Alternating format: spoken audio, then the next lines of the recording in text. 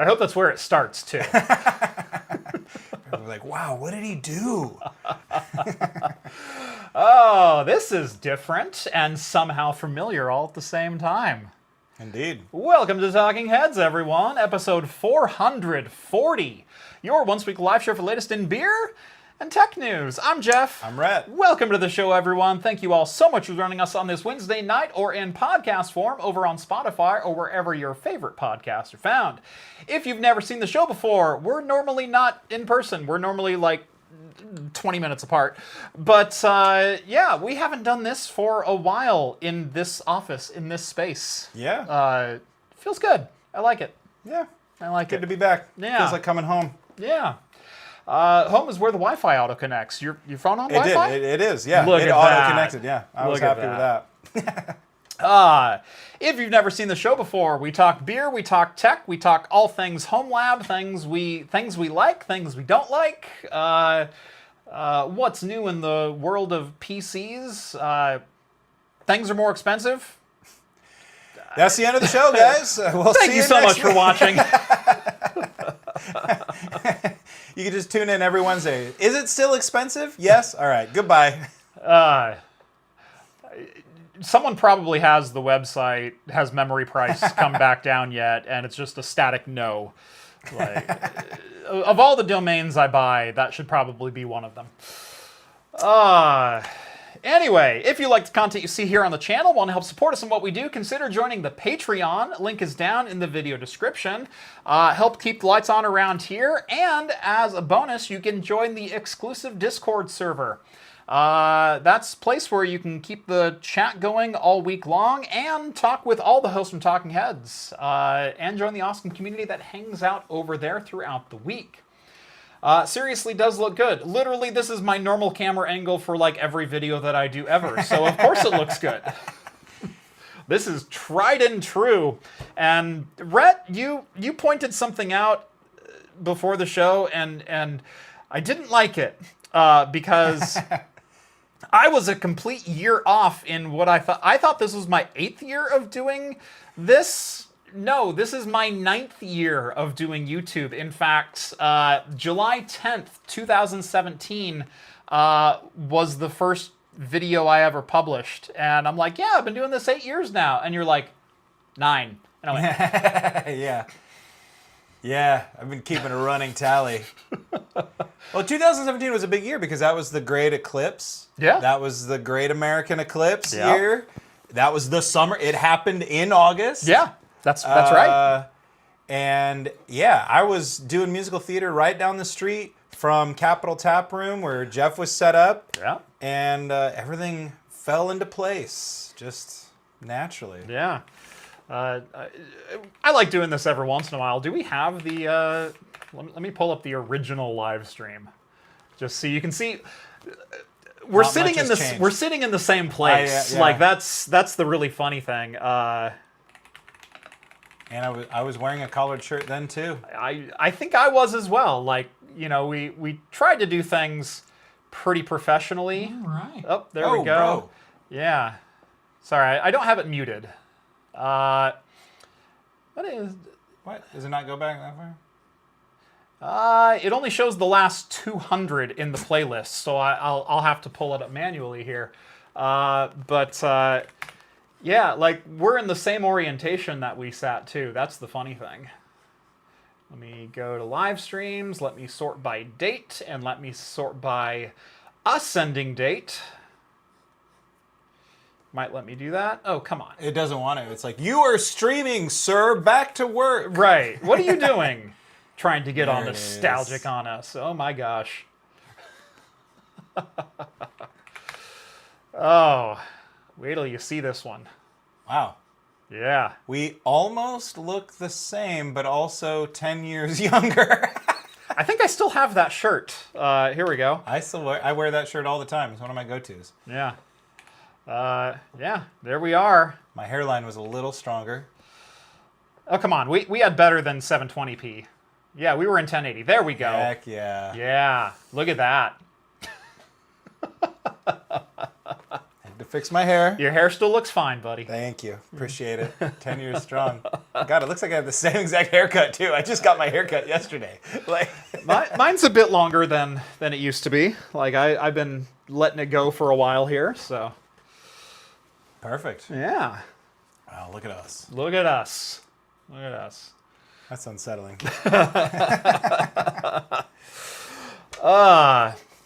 Anyway, we should probably start the show the way we like to start the show. The way we started the show almost 9 years ago. What are we drinking tonight? I'll let you answer that question. Well, I mean, shoot, you got an all day and you got a pub light. I was going to reach for the pub light, but you're reaching for the all day. Tell you what, we'll do one and then the other. Like, I mean, you want the pub light, go for the pub light. I'll go for the Get yourself a pub light. I'm going to. Get it. It's only 99 calories. Right. It's cheap, fun. See, this is one of the key differences between this Rett of 2026 and that Rett of 2017. He could drink a couple of those big beers. He could drink a couple of those. 2026 Rett's got to stick to the light beer. Yeah. 2026 Jeff is has a better tolerance than 2026 Rett, but still not as good of a tolerance as 2016 or 2017 Jeff. So, yeah. I've been unabashedly in my light beer era this summer. Light beer summer, you know? So I can get with that. We're going for it. Yeah. I mean, I keep both of these in my fridge regularly. This was not like a planned thing. This is, oh, Rhett's coming over. Let me grab some beer. Yeah. I did bring the official beer of the World Cup, Michelob Ultra, but the Pub Light, way better. So I wouldn't let him open it in this office. Yeah. I am going to start with, actually, since I don't have to go anywhere, I'm going to start with a big ol' 6.9 percenter. Yeah. 6.9. 6.9, yeah. This is from a friend of the channel, Aaron. He dropped this off with me a couple of months ago, and I've been looking for an opportunity to pull it out. And since you do your own D&D podcast, I figured we'd go with the Lewitt Brewing Critical Hit. Boom. West Coast IPA. Now we're talking. Yeah, Aaron had good taste in beer. Yes, he does. Yes, he does. So I presented Rhett with multiple options. I said, here's the options if you have to drive. And I had some pub lights. And then I said, and here's the options if you don't. And I had some revolutions. Yeah, they were like 15%. Yeah. Not just revolutions. They were the Straitjacket series revolutions. Like I maybe could have like shared one of those with you, but even then the problem is like I would drink it too fast. I would have a rock hard buzz going. Yeah, no, any more than a couple of ounces with that, and you're flirting with disaster. So we're happy to keep it light here on Craft Computing, and we're happy to keep it non-alcoholic here on Craft Computing. Mm-hmm. So give us your early drink shout outs here in chat. Let us know what you're drinking. We do have a couple of super chats. First off, Vince, Circuit Rewind. Thank you so much, Vince. Sends over $20. HTTP error 440. Login timeout. Hence why the stream hasn't started. You know what? It was 6:01. Give me a break. Got him. Gosh. Got him. Come on. What is this, a John show?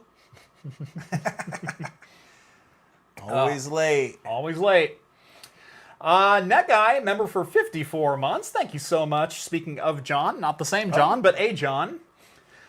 Session IPAs, isn't that just water? Yeah.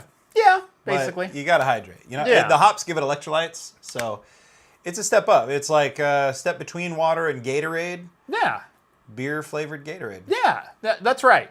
More in common with Gatorade than. I'm gonna go die on that hill. So, the old P&W Gatorade. That is fantastic. I want you to try that one. Oh, don't mind if I do. West Coast style IPA made with Zamba, Mosaic, Cryo, Citra, Eldorado, and Strata CGX hops. That is so smooth. That is, and it's so floral. It is so much richer than you expect a mid-range 6.5%, 7% IPA to be. Yeah. See, this is one of the things I keep saying this all the time. I say it on the show. I say it to the bartenders.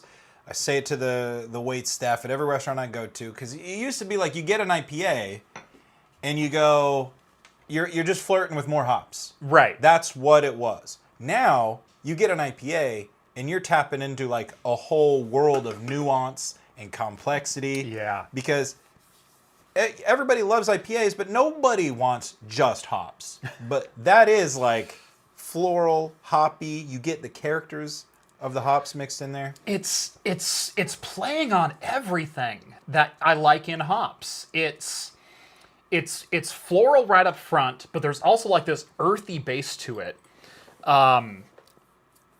It finishes with just a touch of citrus. I mean, like normally the citrus is on the front. This is on the very back end. Like it just kisses you away with just this little bit of like an orange rind kind of. God, that's good. Perfect. Aaron, you've got fantastic taste, my friend. Thank you so much. We'll be looking forward to more of these in next PDX land. Right? Clint says, hey, Kraft, first time catching you live. Thank you so much. Welcome to the show. Welcome to the party. Skull says, Wednesdays are just heavy beer days. Most other beers are much lighter. Yeah. Wednesday is the day that I'll let myself have a wee heavy from time to time. Typically, like I said, these were already in the fridge because this is kind of what I have for lunch on the weekdays. Like, I love the misconception that a lot of people get of me because every time I see you, you have a beer in your hand. That's because you see me for 10 minutes at a time. You have they call that a parasocial relationship. Mm-hmm. Yes. I mean, I bet they're thinking you never even take off that hat. You know what I'm saying? Probably. Come on. Was I wearing this when you walked in the door?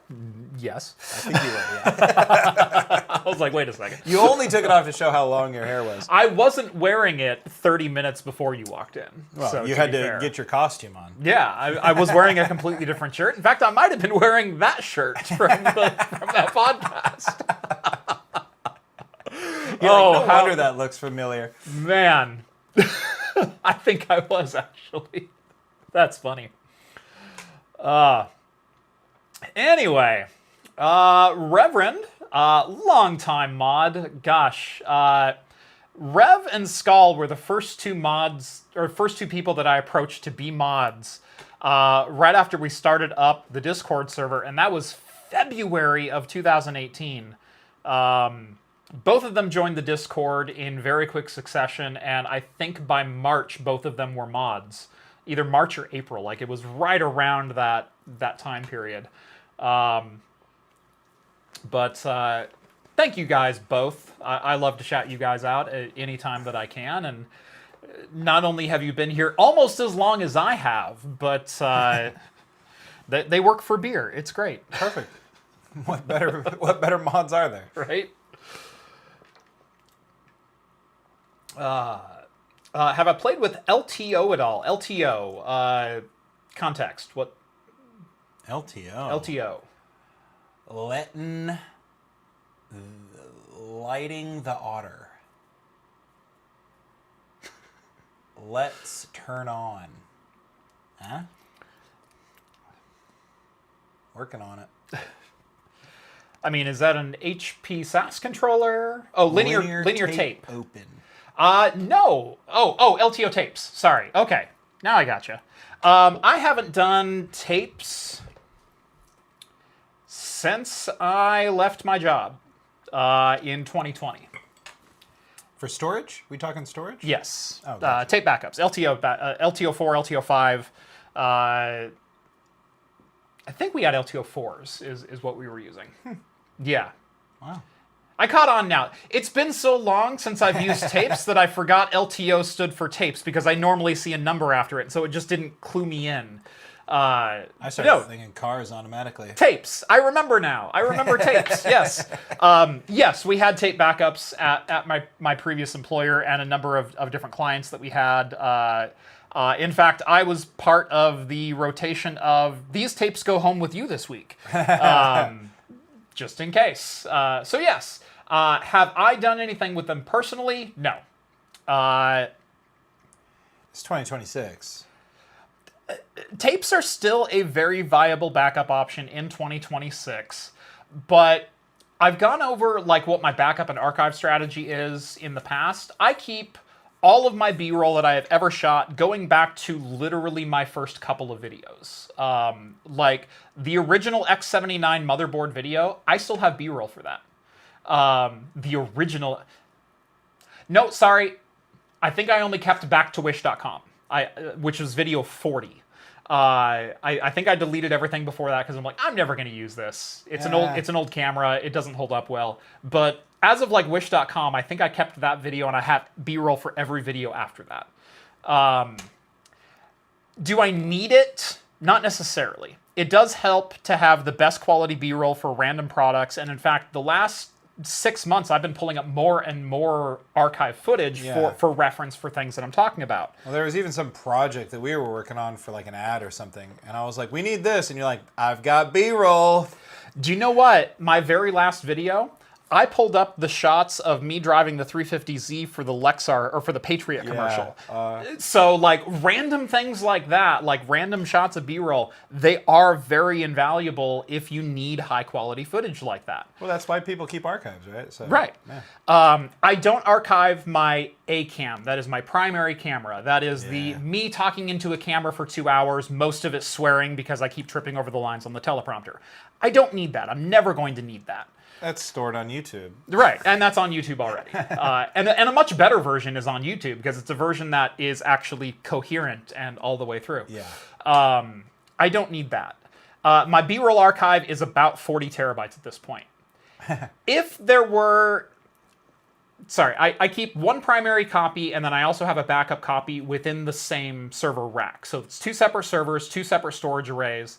But it is all on site. And people are, oh, you need offsite backup. You need this, you need that. Look, if there's a flood or an earthquake, I need survival. And then when I get back and set up and I rebuild a house, I have way bigger problems than do I have the best quality B-roll shot of a random product I shot in 2019. I don't need it. I don't need the expense of offsite backups. I don't need the expense of 321. I have 2.1, and in fact, for my in-progress stuff, I do have 321 excluding offsite. I have 3 copies, 2 different arrays, 2 different physical pieces of hardware. Plus, he runs everything in RAID, so you know what they say. It's automatically backed up. Yeah, absolutely. Yeah. RAID is a backup. No, it's not. So, no.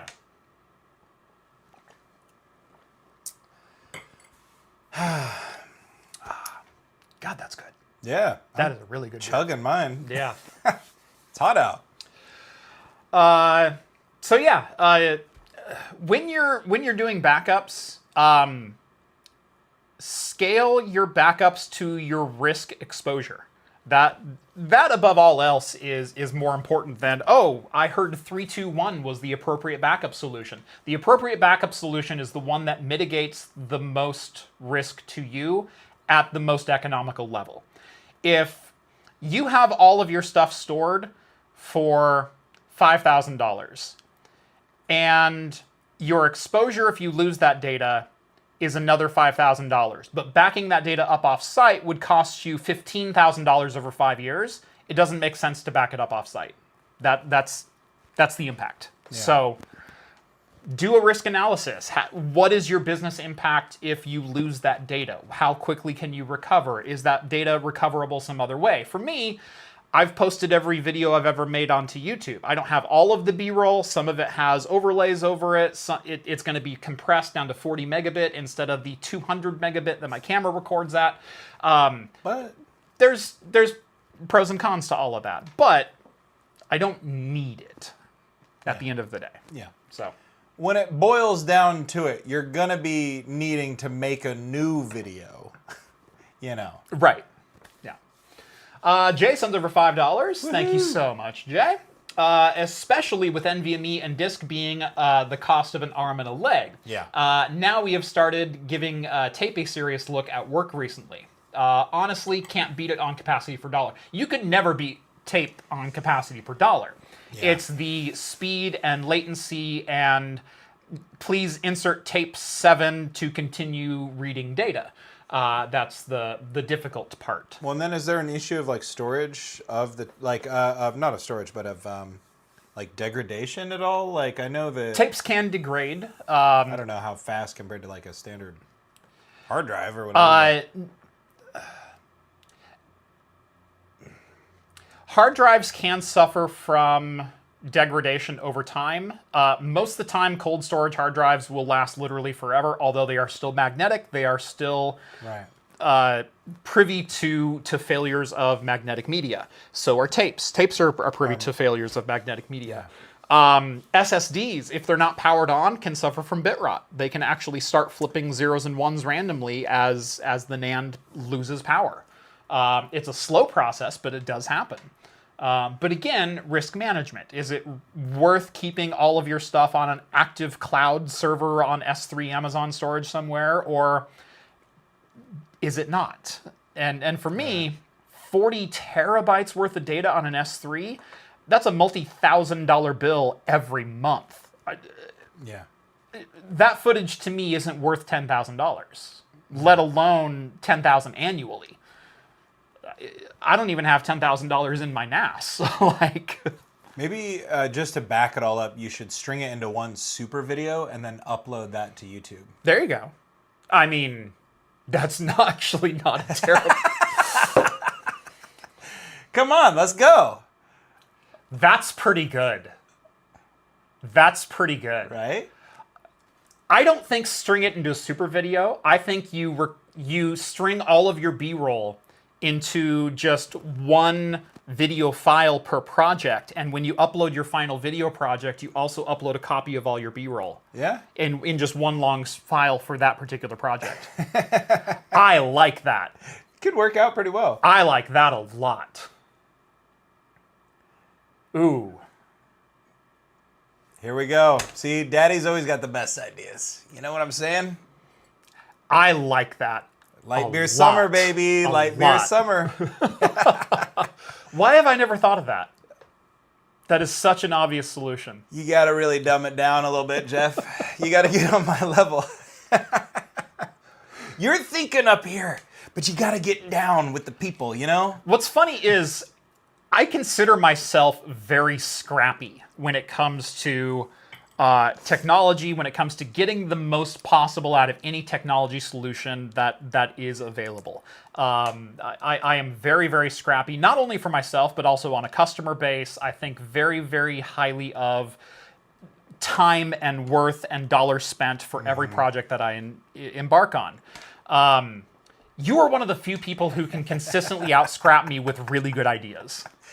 It's because I've been super broke for most of my life. So have I. That's the thing, is we have very similar origins. You know, I was thinking about this the other day, because last time I was on the show, we had talked about the practice of just buying something when you need it, right? Yeah. And I don't know if I told this story or not, but I've been thinking about it a lot, which is like, when I first went into business for myself, I needed software that could put the timestamp of a video file visible on the video itself. Yeah. So when people are watching it, they can see the date. Watermark it. Yeah. Yeah. And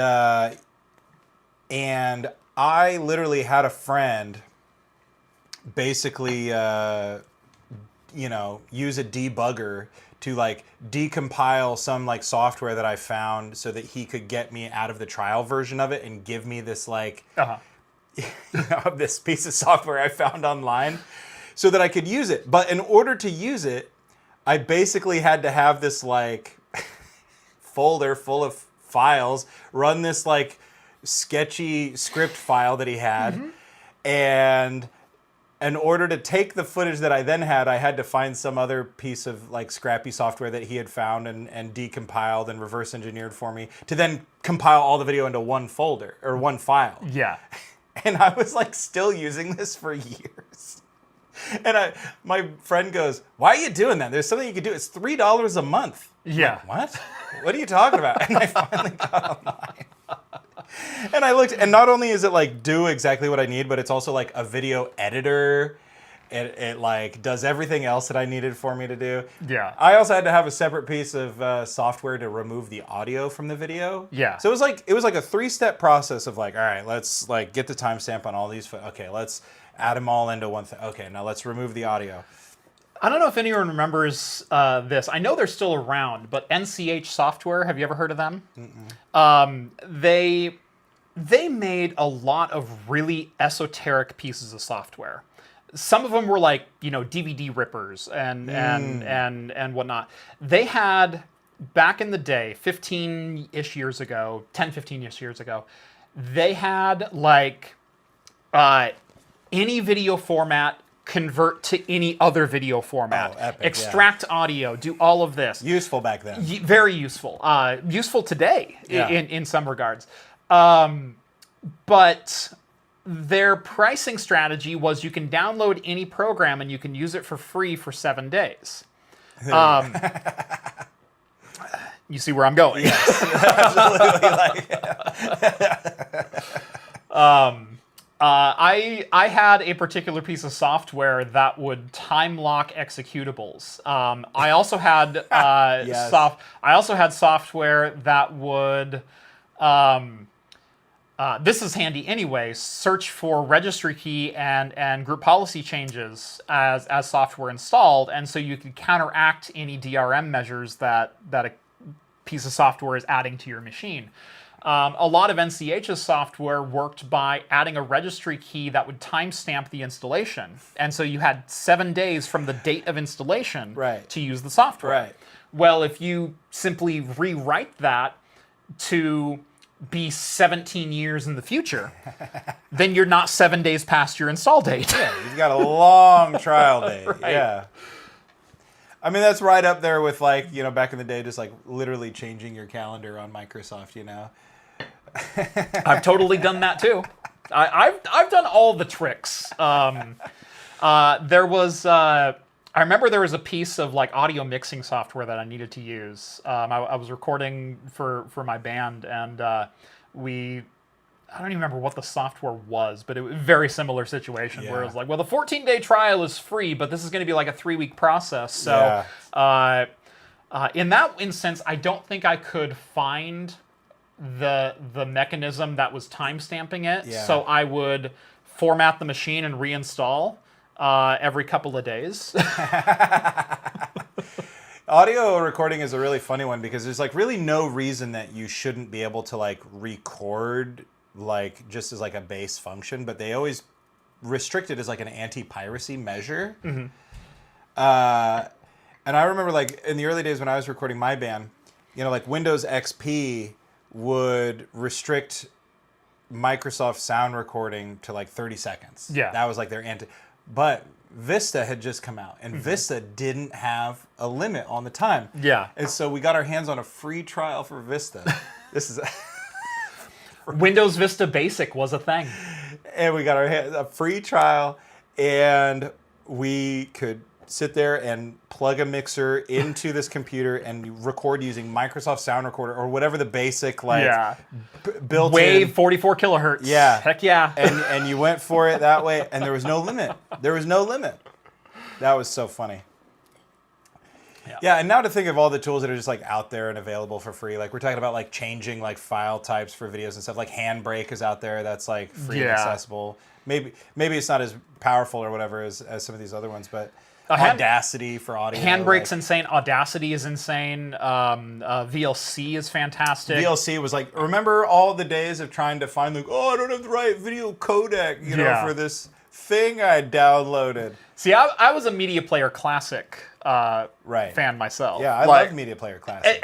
Everyone I knew was always VLC, and I'm like, no, MPC is so much better. It's so much less jank as far as the software interface goes. Yeah, well, yeah, because VLC was kind of like the power user version. Right. So you had some of those esoteric options in there. Yeah. For things. And VLC could also re-encode. It could also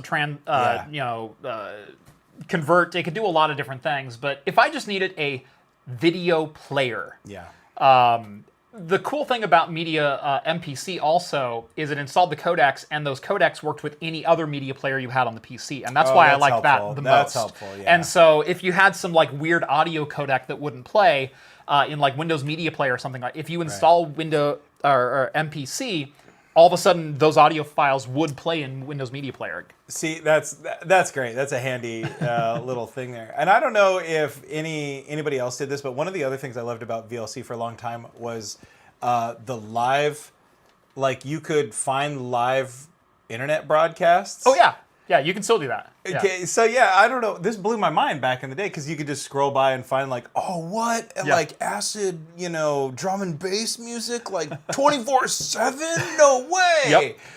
Like that was cool back in the day. you know? Yeah, streaming radio.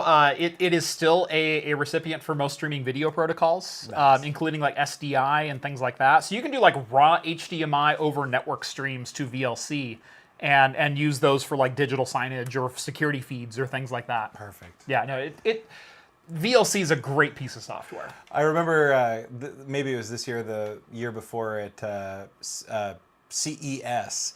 People are like, I was, feeling so down about the world. I passed these men wearing what I thought were wizard hats, but they were the orange traffic cones of VLC, and they just want us to have access to all of our media at any time. Rett, they're wizards in my book. They dressed like wizards. They were wearing like robes Yeah, and yeah. had like the orange hats, pointy traffic cone hat. All right, we do have some news to get to, surprisingly enough.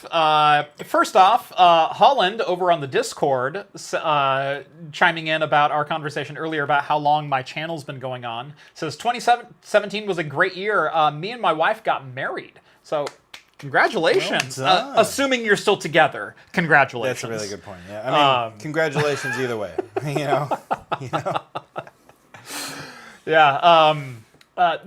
I don't think I've ever shared this. I started the channel 5 weeks after my second child was born. My second child was born the first week of June. I posted my first video July 10th of that same year. So yeah, I had a lot going on even when I started the channel. Crazy. Anyway, our first story has to do with PlayStation. Again, I know we talked a little bit about PlayStation last week, and they're doing away with physical media. Xbox is doing away with physical media. Switch is doing away with physical media with game carts or digital licenses, cartridge-based licenses and stuff. But a lot of people on PlayStation Plus, which is their online service, are protesting. They're canceling their subscriptions. They're saying, I will not give into this, Sony. We will not be bargained with. Our games should be our own purchase power. This is going to be a segment where, trust me, I am not agreeing with Sony here. Uh-oh. He's prefacing that he's not agreeing with Sony, but it sounds like he might be. No, I'm bringing nuance to the conversation, and I'm saying if you're going to protest, you all need to protest. Let's go, guys. Because here's the deal. People are leaving PlayStation Plus in droves. Number one, I'll wait for the quarterly report from Sony Financial to come out. If 500,000 Sony users left PlayStation Plus, is that a good protest? Is that a sizable protest? Like 500,000 people, that's a lot of people. I feel like you're going to say it's not. I was going to say yes. I feel like you're setting me up to be like, actually, Rhett, this is nothing to Sony. Actually, Rhett, 500,000 PlayStation Plus subscriptions would represent 1% of Sony's revenue from PlayStation Plus. Just PlayStation Plus subscriptions. Not game sales, not console sales, not any other revenue stream. 1% of PlayStation Plus subscriptions. 500,000 users. Wow. That hurts, doesn't I it? didn't know there was that many PlayStation Plus subscribers. There are 120 million active PlayStation Plus subscribers. 51.6 million of them pay for the active plan. That is the online plan. That is the online play or the more premium tiers. So that they have like 3 tiers to it. There's the basic, there's the extra, and then there's the premium. Yeah. The basic is $79 a month. I think the extra is $129 and the premium is $159. I don't think it's a month. Or per year. Per year, Excuse me. yeah. Yeah, that's the annual plan. By the way, you can also pay more per month if Yeah. you pay per month and not the annual subscription. Right, yeah. 500,000 users is 1% of their paying user base for PlayStation Plus. Let me break this down even further. If all 50 million users were on the basic plan, the $79 per year, Yeah. that is $4 billion. Sony is a publicly traded company, though, which means they have to give quarterly earnings reports. Yeah. Which means we know that, hold on, I did the math earlier on this. Where was that at? There it is. We know that of the 51.6 million PlayStation Plus subscriptions, 22% of them are premium users, is the top tier of users at $159 per month. That means there are 40,250,000 basic or extra, and I just calculated basic. That is $3.179 billion. There are 11.35 million premium subscription users. That equates to $1.8 billion for a total of almost $5 billion. Literally a rounding error short of $5 billion annually. Literally what Disney bought Star Wars for. Right. Jeff, you got a PlayStation 5? I do not. So I've been a lifelong PlayStation user. I have every generation now. Mm-hmm. We do have a 2, 3, and a 4. So, Right, well, my sister has a 2, 3, and a 4. Fair enough. Yeah. So with PlayStation 4, that was like my introduction to having to have a PlayStation Plus subscription. And it had some benefits. You know, you got free games every month. Right. Some of them were really good, including like Metal Gear Solid 5, which I sunk like so much time into. Such a great game. Oh yeah, God of War, Cyberpunk was regularly in there. Right. Yeah. But it costs $49.99 a year or something like that. And you needed it to play online games and stuff, which I never really did except for, you know, trying to play, you know, Overwatch or something like that. Yeah. So I part ways from my PlayStation 4 to go and play PC games and do all this. I moved houses. It just never came out of the box. Mm-hmm. And I get a PlayStation 5 recently. And I'm trying to figure out like how to buy games online. And it kept steering me to buy a PlayStation Plus account. Mm-hmm. Not only that, it was steering me to one that was like $150 a year. Yeah, that's the premium one. It's $159. And it got to the point where I was like, I guess I don't need to buy games online because I don't know how to buy games online without buying this subscriptions. Yep. And I was adamant that I had my PlayStation plugged in my no streaming room. You've all heard me rant about streaming, right? Oh, Spotify, Amazon Prime, and also I was YouTube. Oh, sorry. So I was trying to keep the PlayStation, to kind of rekindle that old-timey relationship that we've had with video game consoles, where you weren't always online, where you were playing games and focusing on maybe 1 or 2 games at a time and not just the deluge, the fire hose of game content and updates and friends pinging you constantly to see if you can play Rocket League. Yeah.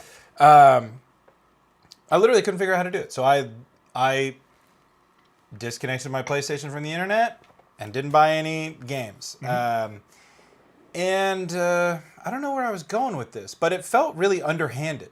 It felt really underhanded that like me, like supposedly not a dummy when it comes to using this type of technology and supposedly like not a dummy when it comes to navigating these structures. Yeah.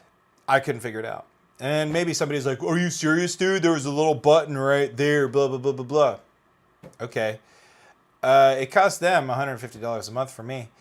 But that being said, like, there's so much functionality that you don't get without that PlayStation Plus subscription. Yep. And I've even noticed the same thing on my Switch lately. They keep kind of bundling in functionality into the Nintendo whatever subscription. Yeah. It's weird. I guess coming from that PC world where it's like, you want to play online games? Well, you're online. Yeah. Do it. Yeah, that's inherently a function of the PC, right? Right. This is why the conversation, not to steer it back to this subject, but I'm going to. This is why the conversation around the Steam machine is so fascinating, is because people say, oh, Valve should have just done the PlayStation thing and made it a loss leader. They should have sold the Steam machine at a loss, just like Sony does. Right. Sony makes $5 billion a year by letting people play online. Do you know how much Valve makes per year by letting people play online? Nothing. Nothing. Okay, that's the difference. Yeah. Okay?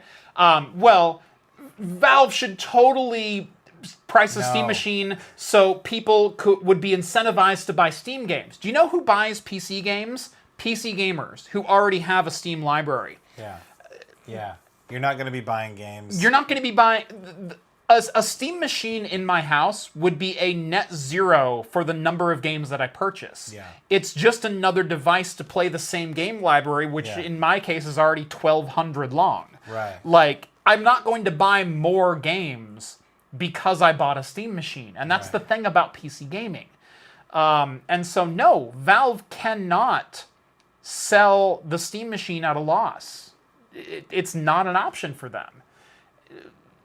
Call me a shill all you want, but God, it's basic economics. When Valve charges $0 to play on Valve, on Steam Online, and PlayStation is making $5 billion annually, one of those companies can afford to take a $100 loss in hardware. Yeah. Yeah, and it is interesting, you know, because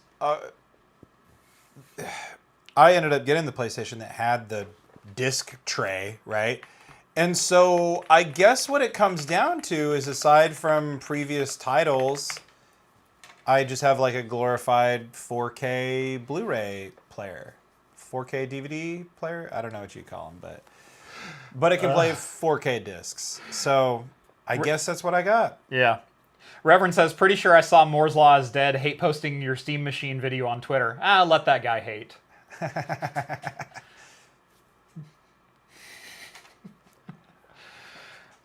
It's not like he's a doctor or anything, right? I mean, come on.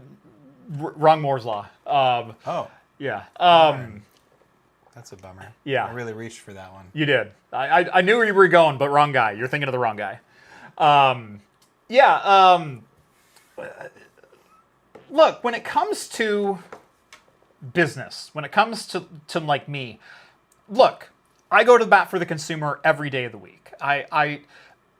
Like I said at the top of this show, budget is always at the top of my mind when it comes to what can the consumer get for their dollar, what do they actually need to spend. It's why I do so many budget builds. It's why I defend products like the 9070 GRE or the GTX 1660 or the 1650. Budget cards, budget hardware. It's because sometimes that's what you get. Sometimes that's what you can afford. Sometimes that's all you need. And there's no reason to go higher. It's why I'm such a proponent for budget things. Is money is everything. Yeah. Period. End of discussion. But when it comes to the business side of things, I will never begrudge a business for making money. That's why the business exists in the first place. Yeah. Why do you think Sony made the PlayStation? To make gamers feel good? No, they made it to fucking make money, for crying out loud. Yeah. And they should just make less money. Cool. When you go to work, just take a $2 an hour pay cut because you should be damn thankful for the opportunity to make money in the first place. No, I will advocate for you to make as much money as you possibly can, and so should you. Yeah. No one should be telling anyone in any regard on any front that they should just take less money and be happy for it. Yeah. I don't care if you're an individual or a business. It's the same thing. Should I sell OpenViro at a loss? Should I give all my videos away for free? Oh, wait, I already do that. Well, there's a big difference between you and Sony. Right? There is, but what is the difference? I think the difference is that people are simply tired of what, like rent seeking. It's like how to extract more monthly money out of the subscriptions suck.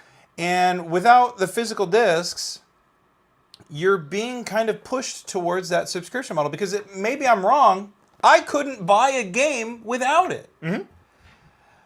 And maybe you can. I'm not saying that you can't for sure. I couldn't figure it out, and so I gave up because I was not about to drop that kind of money just for the privilege of being able to buy whatever, right? Yeah. I already had everything that I wanted. I was getting discs and things like that from friends when they figured out that I bought a PlayStation 5. OpenViro, that's not rent sinking. You're selling somebody a product. They Yeah. buy it from you. They have it forever, whether or not you stop supporting it, right? Right. This is like, oh, you have this thing. I have one that has a disc tray. Suddenly it's like, well, is that going to impact functionality in the future? No, I have all the old PlayStation 5 games that they've been manufacturing. I can play 4K DVDs on it. But it certainly says something about the way I'm going to be forced to use the product from now on, if in fact I do have to have a subscription to buy digital games. Yeah. I will also counter my own point in that, look, we're all tired of corporations. We're all tired of the rental as a service thing for every subscription, every service that you get right now is like, oh, for just $5 a month. Yeah, after 30 of those, it gets a little old, right? Yeah. And not only that, but it's like, and then it becomes a thing you never stop paying for. Right, and that's what they're counting on. Yeah. I also hate corporations that buy up smaller companies. I mean, look at Microsoft right now and the number of studios they're closing. They laid off half of Bethesda for sake this last week. They're laying off 4,600 people this week when Microsoft could definitely still keep them employed. I don't begrudge a business making money, but I do vehemently hate with every fiber of my being the fact that every single thing needs to be 300% return on investment. Being profitable is not enough anymore. Right, and that's bullshit. That's the part that's hard to swallow. And I think, like, you know, the way that you tied this conversation into the Steam machine, it does hint at the larger kind of conversation that's happening around this. Like, people just want, you know, they just want the best medium in which to be a consumer. You know? Right. And that's always not feasible. Like, you do have to make sacrifices sometimes. Like, if you want a Steam machine, maybe you don't get a PlayStation 5. If you want a PlayStation 5, maybe you don't get a Steam machine. But everybody wants everything all at once. Right. And they want it to make sense for their budget. Who are they making this for? What are they doing? We heard the same thing about the Nintendo Switch 2. It was just nonstop outrage about the cost and the price increase for games, and then the dang thing sold more units than the first one immediately. The online outrage of the Nintendo Switch 2 pricing was, it's too expensive, it's too slow, it's not the right hardware, it's a crappy upgrade, there's no first-party games, there's no support, there's nothing new, there's blah, blah, blah, blah, blah, and it is the best-selling console of Nintendo's history. Yeah. And you know, and I mean, to be fair, I don't know a single person that owns one in real life. Oh, do I? Is he sitting here? No, I'm trying to think. I'm trying to, because I don't know either. You know, and so in my mind when I was talking, I was like, well, shoot, they're doing this with hardware and stuff right now, right? Everybody's I know one. Oh, well then, never mind. There goes my point. It's kind of cheating, but I know one.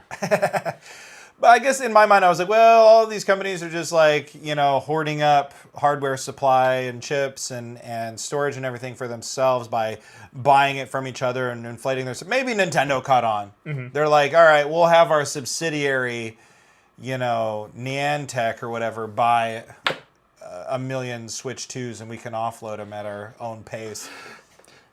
It's Vince, by the way. Oh, is it? Vince owns a Switch 2. Well, yeah, like Mr. Nintendo over here. Like, his mom's a Nintendo vet of like 3 decades. Yes, Vince owns a Switch. Like I said, it's cheating. Yeah, okay. Yes. Like, yeah, get out of here. It doesn't count. It's a me, Vince. I own one. I was like, do I know anyone who owns a Switch 2? No, that one doesn't count. Hold on. That was the struggle that was going through my head. He's over there waving his arms. We're like, no, there's got to be someone else. It's me, over here. But, you know, I don't know. Yeah, I think, like, generally speaking, I get the outrage. It is very disappointing to see how little anything will move the needle on this. Yeah. I can't protest because I'm already not a PlayStation Plus subscriber. I think the most frustrating thing about, like, the studio closures at Microsoft. Yeah. If you're just going to fold the studio, just cut the studio loose. Yeah. Just cut them, just spin them off. Just let them be a studio again. Just let them do their own thing again. That was like the complaint you always heard about. Oh, but we could do something with this intellectual property one day. No, you're not going to. Just spin them off and be done with it. Yeah, this was the thing you saw with like Ensemble Studios. If you remember, made Age of Empires.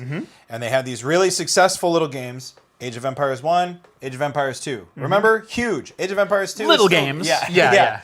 And then what happens with their success? Microsoft comes in, they make Age of Empires 3, which was very successful. I think it sold more copies than Age of Empires 2. And I remember like one of the, I don't know, executives or maybe just a high-up engineer for Ensemble, when they were closed by Microsoft said, I've never been a part of a company that was this successful be closed because it met some shareholder goal. Yep. Like, there was no other reason for it. Imagine being, like, imagine making and selling millions of products, turning a huge, massive profit for your company, and they close, they literally just shutter your doors and cut you up for parts because it makes sense to the shareholders at the end of the day. Yeah. You know, we always talk about, oh, well, it's, shareholders can't tell the difference between cost cutting and growth. Right. So they cut a ton of jobs and shut all the overhead, and they're like, we're growing. Yeah. Are you? Yeah, no. I mean, look, a couple of months ago, in the same press conference, they said the third installment of Senua's Sacrifice, Senua, has won all these massive awards. By the way, we also shuttered their studio. In the same press conference. Yeah, and that's been, unfortunately, like if you follow game dev, Bluesky, or wherever, this is the common thread. There is just every generational amount of talent gone. Yeah. Probably will never work in this field again. Unless you go indie and manage to, unfortunately, like, I always think this to myself, this is one of my shortcomings. Well, why don't they just go and make their own games? Yeah, okay, how are they going to eat in the meantime, Rett? Right. You idiot. Yeah. Making a game is a multi-year endeavor. Yeah. If you would like to not make any money at all for the next 3 to 4 years, on the hope that your small indie studio is able to sell games, then be my guest. And that's the unfortunate thing is, like, it always comes down in these conversations to be like, well, what's the secret? And it's like, well, the secret is this: buy a lottery ticket. Because we may as well have done the same thing, right? Yeah. The studio that made Angry Birds, this is a legendary story. Yeah, Rovio. They were down on their last set amount of money, and they said, wait. Instead of wasting all this money to make a game that we don't know if it's going to be successful, let's take all this money, let's prototype 50 games as a studio. Prototype, bare bones. See which one's the most fun that we have around in the office. Yep. And we'll put all of our eggs into that one basket, and that'll be our last shot. And that game was Angry Birds. Yep. But they could have just as easily closed, ran out of money. Yeah. You see these companies all the time. They go, well, we left our cushy job wherever, and we had 1 year to make a game. And it's like, well, thank God you did, because that game's incredible. But that story is like 1 out of 1,000. Yeah. How many other people do that same thing? Or Eric Barone from that made Stardew Valley. Yeah. That story, you know, we always talk, well, yeah, this one guy made it all by himself. It's like, yeah, he made it all by himself with his wife paying his bills for 12 years. Yeah. Have you seen this? Hold on. He's showing me things about Zelda, guys. Hold on. I'm going to play this for a second. I have been to the Forest Temple. There's a key right above you, Link. Turn around. What's really funny is it's better with audio because it's what if Ocarina of Time was a modern game, and the whole time it has like whoever the Light Temple dude guy is, the dude who gives you the light medallion. Right. He's constantly talking to you. Going like, hey, Link, be careful. There's wolves popping up. Yeah. Oh, you found a small key. That can be used to open a door. Press X to jump. And like constant tutorial, holding your hand, go from A to B. You do nothing else. You make no decisions as a player. There's no secret. Hey, you entered a room. Why don't you look around and see if there's any ledges to grab onto? Yeah. Like, no discovery, no anything like that. This is what we've been reduced to. Every AAA game. A long time. I've been saying it for a long time. And look, everybody's like, here he goes. He's getting ready to talk about Morrowind. Whoa, whoa, whoa. But look at the I don't want to say dumbing down or whatever. Skyrim's a great game, but the difference between Morrowind and Skyrim. You can see the downward stair step in now. I will counter this. Sure, there's a lot of great things about Skyrim. I'm not No, saying no, it's no. not good. I'm not even going to say there's. I'm not. That's not even the direction I was right. going to go. Okay. How many copies did each game sell? Exactly. Yeah. Skyrim sold like hotcakes, and they've been It's re-releasing the inverse it. stair step Yeah. in both directions, and Yeah. so Skyrim had the mass appeal and the allure of Morrowind without being nearly as complex. Mm-hmm. I don't feel Skyrim still held your hand like a lot of modern AAA Sure. games would. Because it's 15 years old. It's also 15 years old. It came out in 2011. Right. But the dungeon design, the questing was Yeah. all very, very simplified. Yeah. And really too, like the systems that you interact with the game in general were simplified. Yeah. The physics and the lived in, the curation, these are all things that I gush about constantly. Mm-hmm. Like you want to go live in this world, man, you can go live in this world. Like it's still like untouchable in so many ways. But Morrowind lets you like break the game. It gives you the tools. It's kind of like, it reminds me a little bit of how when they were making Half-Life 2, the developers had this little dev tool that they built in the game, and it was this gun that you could run, and you're like, well, I'm just troubleshooting the game. I want to see if the physics work. I want to see if this level works. I want to see if this stuff works. And so you could manipulate the game with this item that was a dev tool. And they were like, wait a minute, this thing is so much fun. We should put this into the game. It was called the Gravity Gun. I'm 100% sure that they're making Morrowind. They had all of these developers' tools. They were like, well, what if you could do this and this and this and the other thing? And then they were just like, let's give the freedom to the player to manipulate these things with potions, with enchantments, with magic spells. Yep. Who cares if they break the game? That's half the fun. That makes the game live on forever. Yeah. Because once you know how to break the game, the question becomes like, well, what else can I do? Right. Because I've already broken the game. Which ways can I break it? Which ways can I not break it? Which ways is fun to do? Which ways aren't fun to do? And the game is still being played, 25 years later. This is also insane. Like, here, let me go here. Go to 2, number 3 today. On Steam today, 15 years after its release, Skyrim is still the number 47 game on Steam for concurrent players. Right? What's crazy Today is I was going to say the only, like some of the games that get close to its vibe, Elden Ring and Red Dead Redemption 2. And they're right freaking there. They're touching them, yeah. No, yeah. exactly. Yeah. Yeah, no, Red Dead Redemption, gorgeous game, so environmental, so... how low does this go? Or how... I mean, you can look up any game you want. Type in Morrowind. Let's see. I mean, everybody's playing on... it's going to be weird. Yeah. Oh, yeah, it's pretty down there. Oh, no, that's just the ID. So if we open... This is the Game of the Year edition. 361 concurrent players right now. 467 concurrent peak. It is the 1240th rated game. No. Do you want to see something crazy? Yeah. Okay. I love bringing this one up recently. Okay. Okay. So, 1240. Remember that number. Yeah. Okay. That's the ranking on Steam today. Okay. Sorry, wrong window. Let me go. Don't say it out loud. Okay. Okay. Keeping it to myself. 1554. Anyone want to take a guess on what this game is?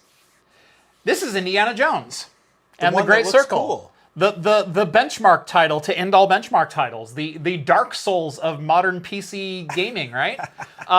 There's more people playing Morrowind on Steam today, which think of the number of platforms and the the availability of Morrowind today. You can get it on GOG. You can have a CD. You can get the Walmart kit. You can buy it on Steam. You can buy 7 different versions on Steam, whether you have the Game of the Year edition or OpenMW or whatever. There are more people playing just the Game of the Year edition of Morrowind than there are playing Indiana Jones and the Great Circle today.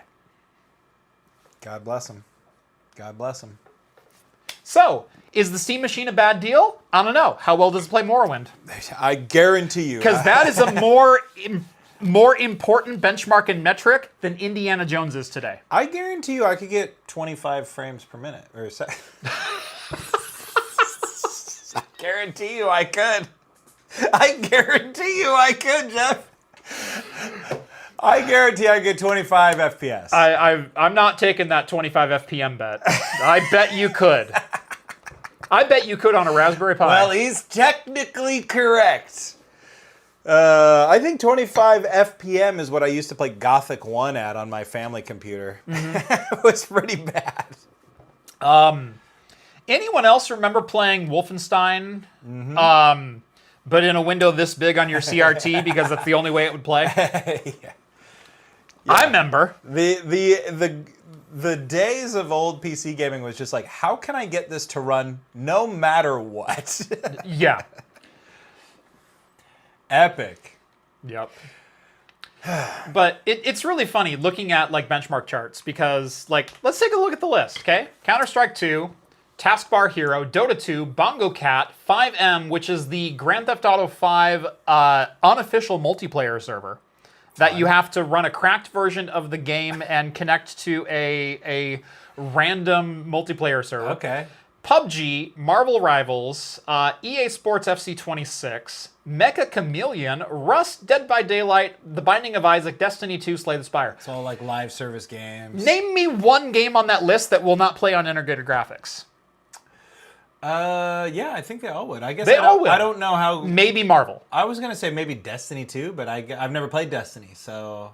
Oh, Destiny 2 absolutely would I play guarantee you Marvel would. Yeah. Dude, I used to play Dota 2 religiously on my Counter-Strike as well. I used to play religiously on my integrated. I don't remember what chip it was, but yeah. Let's keep going on the list. Tom Clancy's Rainbow Six. I think that's the first AAA game on this list. I mean, Destiny 2 is AAA, but Tom Clancy. Yeah, Tom Clancy was always like pretty visually appealing. That one's going to be probably the most demanding game in this top 15. All right, Path of Exile for sure. You're good. Path of Exile, Apex Legends. You can play that at integrated. Yeah, you think so? Yeah. Oh, all right. Yeah. Well, it looks gorgeous. Yeah. Grand Theft Auto 5. How old is that? That's got to be It's over 10 years old, right? PS3 13 era. years. Yeah, it's PS3 era. 13 years old. So there you go. Yeah, I bet that's fine. Yeah. Overwatch. Oh, Yeah. there we go. Cyberpunk coming in at 21. But I can play that on my Steam Deck, Jeff. You're telling me I can't play that on integrated graphics?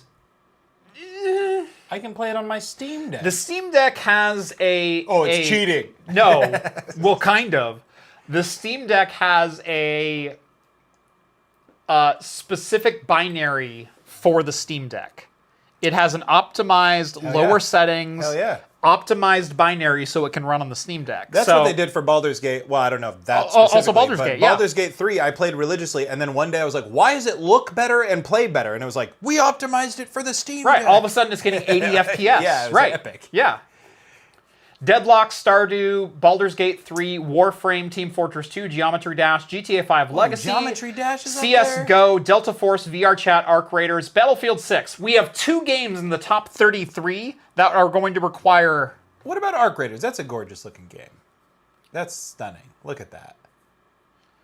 Arc Raiders. Let's go look up the minimum settings. I'm curious now. Let's hear it.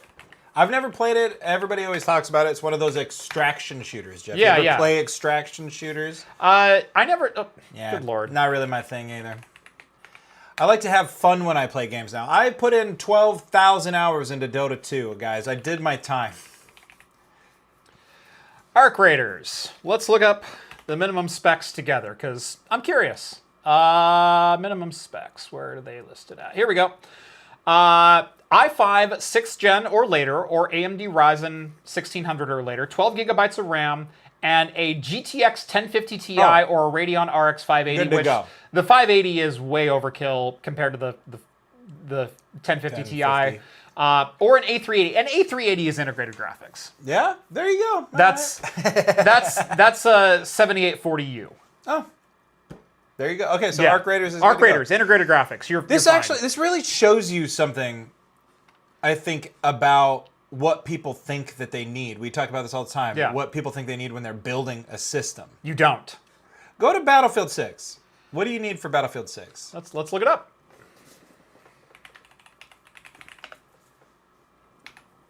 So somebody says Arc is the best optimized Unreal 5 game by far. So, okay, maybe that was cheat codes.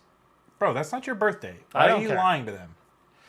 Okay, Battlefield 6. Official minimum specs. Hey, look. An RTX 2060 Radeon 5600 XT. But an Arc 380? Or an A380 still. The A380 seems awful low to me. An A380 is like...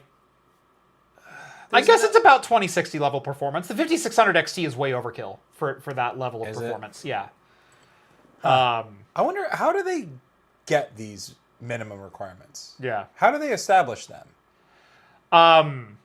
They run the games on minimum settings 1080p for 60 FPS. That's usually the benchmark for minimum.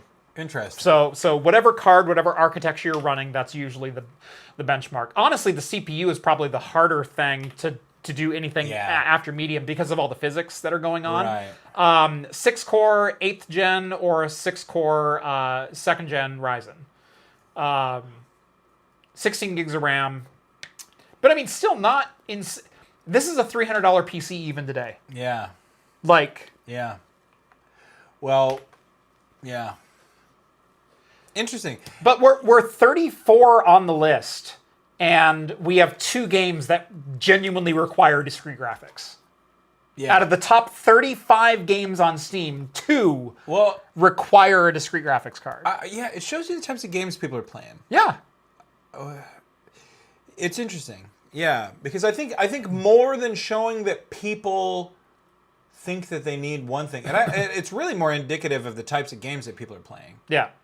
It's really only until we hit the 40s that you start getting consistently like, oh, this needs a graphics card. There's Pal World, there's DayZ. DayZ even. But that's old. That's an old game. That can definitely run on a Steam Deck. Look at that. That's like. Payday 2 can run on a Steam Deck. That's an old game. Helldivers 2, you're gonna want something for that one. Like it'll run on the Steam Deck. It's not good. That's the one that I will argue. Sure. It looks like garbage. Elden Ring, Red Dead Redemption 2, Skyrim will run and integrated today. All play on the Steam Deck too. Project Zomboid, Terraria, Sand, Hearts of Iron, RimWorld, Repo, Forza. There we go. 54. We finally get one to match Cyberpunk. Do you though? Is it? Let's look at this. Let's look at the minimum settings. Let's look. Forza Horizon 6. Wait, is that the one that was on the list though? That is the one that was on the list. Forza Horizon 6. Okay. All right. Forza Horizon 6. Let's look at this together. 10 out of 10. Must be a good game. 1650, 6500 XT, or an A380. That's Again. That's even lower than what like Cyberpunk would need, right? That is. So yeah. Yeah. Again. It's your standards that are off. You don't need it. You can play these games. Wow, this is really illuminating. At 1080 low setting, 60 FPS on almost anything. I think like this data is meaningless without the list of popular games. Yeah. When you see what people are playing. Are actually playing. Because everybody's like, well, we need the best. I'm like, well, what are you playing? Mm-hmm. You know what I mean? Because like I've always been playing, I've always had something going with integrated graphics. Yeah. I was going to say, I've always been playing the best. And I'm like, Rett, on this channel, I disassembled your PC, and that was embarrassing. Yeah, well, it played my games. It did. The game played Kingdom Come Deliverance, all right? And that was a good-looking game. That card that I pulled, the 580 that I pulled out. Yes. Okay. Was it a 580? It was. Yeah. It played Kingdom Come By the way, not an RX 580, a GTX 580. Yeah. It played Kingdom Come, and I played lots of games. I played everything. That's insane. Yeah. Yeah. Yeah, and there was... Yeah, what else? What else did I play on that card? I don't know. But that's the one that stood out because I was like, I shouldn't be able to run this, but I can. Yeah. And I was. But I also played a lot of Dota 2, which, graphics just get in the way. Yeah. Performance, you trim it back. But seriously, I'm still scrolling through. There we go. Monster Hunter World number 98. Maybe Crimson Desert, too. That one looks nice. I saw that one at PDX Land, and it's, like, stunning. It looks gorgeous. Yeah. But, maybe it's... Nope. Oh. Crimson Desert. GTX 1060. Wow. RX 5500 XT or a GTX 1060. Wow. Yep. I wouldn't have expected that. Yep. No, like, if you can play on low settings, you can play any game with any hardware. Period. Yeah. Which I can play on low settings. I certainly can. Right. Wow. Well, there you go. So, do you need a PlayStation 5? I don't know, man. The Steam machine is just barely as fast as the PS5, and that looks like garbage. Even though it plays 4K 60 FPS. Would you like, get a all Steam day machine? long. Would you get one? That's a loaded question. Well, No. between friends. From my perspective, me personally, do I need a Steam machine? No. Yeah. Well, does anybody need one? No. The thing is, consider my living room. Walk into my living room and tell me I need a Steam machine hooked up to my TV. Jeff, I walk into your house and I'm never going to tell you need another computer. Exactly. Like, it's not for me. Like, I think I see a handheld right there. You could just dock that bad boy up. Yeah. And you're good to go. I get asked this all the time. Well, would you buy a Steam machine if I wanted a PC at my TV and I didn't already have a computer there that was 3 times as powerful? Yeah, I probably would. Let me rephrase. Yeah. Should I buy a Steam machine? Ooh, that's a good question. So you know the desktop I've got. I do. That's that's the desktop I would play games on. I have my Steam Deck, which I use a lot. Do you even know the hardware in your desktop? Yeah. What is it? Radeon 6900 XT. Correct. And a Ryzen Threadripper 2450. 2950. 2950. I was going to say 2970. Yes. Or no, 2970. You're right. It is 2970. Oh, there you go. Okay. Yeah. Perfect.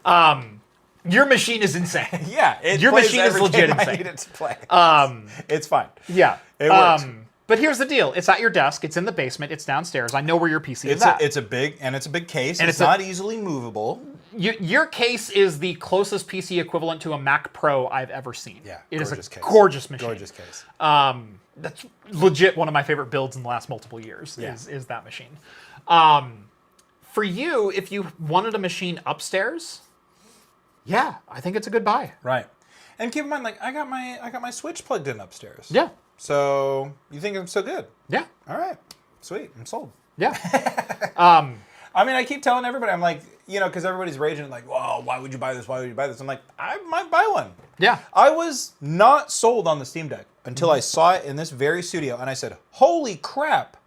That's a thing I never knew that I wanted or needed," and it's revolutionized the way that I play games. Yeah. Oh, 100%. I have a gigantic. We were just talking about gigantic PC games library. And yeah, I like playing my PlayStation 5. I like playing whatever, my Switch. But I like playing PC games, and I also like being able to sit on my couch and hold a controller and do it. Right. So yeah, I mean, I was pretty bummed when I saw the price increase, but it didn't necessarily turn my stomach either, But right. I think to myself, well, maybe I could wait.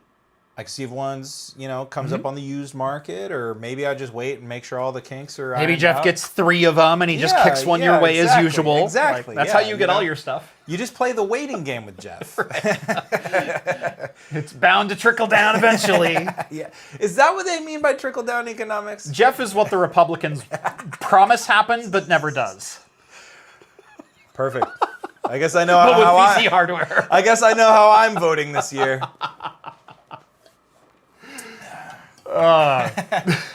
No, see, but that's the thing, because I can see how people ask you, why would you bother with a Steam machine? I mean, it would be fun. It would be cool to have. It'd be cool to see. But it's just another PC at the end of the day. It's a weird perspective from a reviewer because Jeff, would you buy a Steam machine? Absolutely. If I had need of a of a PC in my living room that was small form factor, that I also didn't want to build myself, that I just wanted to open the box and plug into a TV, yes, I think it's still a solid deal. Right. Is it the deal that we wanted 6 months ago? No.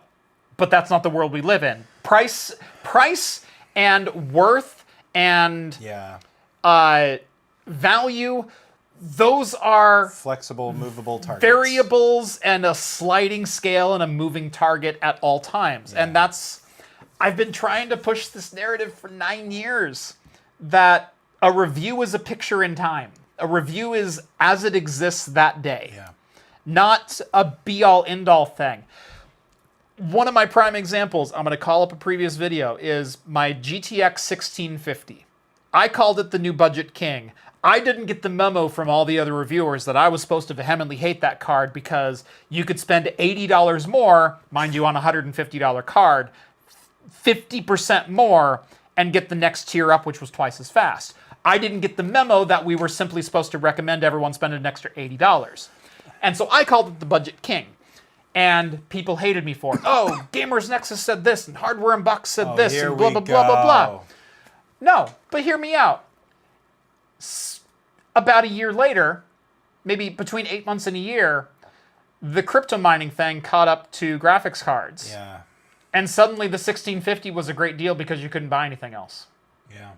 Oh, we would absolutely recommend a 1650 for a budget build today. It's a fantastic card. It plays any game you want at 1080p, 60 FPS. It looks like it could play any of the top 100 played games on Steam. Yeah, it still can. 5 years later, it still can. And we ain't talking about no lowest settings either. Right. You know? Yeah, Yeah, the 1650 today can still play the top 100 games on Steam. Yeah. Green did tell me, he said, just literally dock your Steam Deck to the TV. I do that. I do that quite a bit. And stream, though? I don't stream. I just feel like the latency is way too high. The thing is, people who say that, like, look, I'm no graphics snob. I would happily play medium settings to get 45 to 60 FPS if high settings meant 15. I'm fine with 25. Right. The Steam Deck is not the Steam machine, and anyone who's equating the two performance-wise, pull your head out of your ass. Like, just straight up. Well, and I also want to be able to take my Steam Deck with me. You know, it's like, I do dock it to my TV. Me and my son play it on the TV all the time. But there's constraints, and I don't know if anybody else has this, but I have a big problem with Bluetooth connectivity on my Steam Deck. Yeah. I can't get my controllers to stay docked at all, and maybe this is a personal shortcoming. Range is a big issue with those. Yeah. Yeah. And it also seems like, again, maybe this is just my one use case or whatever, but it's like, okay, connectivity, you're saying range, and it's like, it seems to drain my peripherals' batteries much quicker. So I'm not staying connected as long. So I go with wired controllers on there. Mm-hmm. I don't know. It just would also be nice to have that available without having to, navigate other cables and stuff. I hate when people say, well, why can't you get up off your couch and change discs? Because I'm like, bro, just get up off your disc and your couch and change discs. It's not that hard. Yeah. But, I don't know. Yeah. Something else that's not talked about enough is your experience and your expectations when gaming on different platforms and different mediums. We have sliding scales of what we expect performance-wise out of things every single day, and you don't even know it. Yeah. You'll happily, if you're standing in line somewhere or you happen to be out shopping and holy crap, the World Cup's on and I heard it was, blah, blah, blah. Yeah. I'm going to watch that game right here. Yeah. And I'm totally fine with that. Yeah. But if I'm at home and I'm sitting on my couch and my TV drops 2 frames, I'm livid. Yeah. It's a different expectation that's a really for the good point. same experience. 100%. If I'm out and about and I'm on the beach and I'm kicking back with my Steam Deck, I don't give a crap if I'm getting more than 25 FPS. I'm happy. I'm sitting down. I've got an 8-inch screen anyway. It doesn't matter. The resolution sucks. There's aliasing everywhere. I don't care.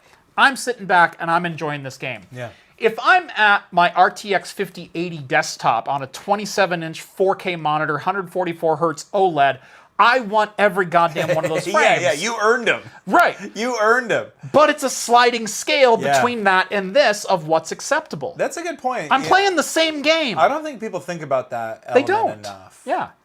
It's also a different scale sitting in front of a monitor where I can touch it with my hand and playing upstairs on a 75-inch TV that's 14 feet away. I don't need the resolution. My TV's only 60 hertz anyway. It's this, it's that. There's so much different things that we don't think about that are acceptable.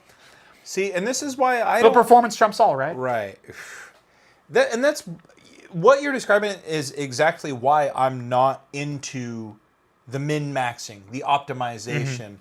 Because to me, you'd have to freaking be an engineer or whatever, or a full-time tech YouTuber to figure this crap out to the point where you are optimizing. I don't want to do that. I want to play a game. Right. I want to play a game. I want to press a button and turn it on. Yep. Like, you know what's crazy is like I got my kiddo, he's 6 years old.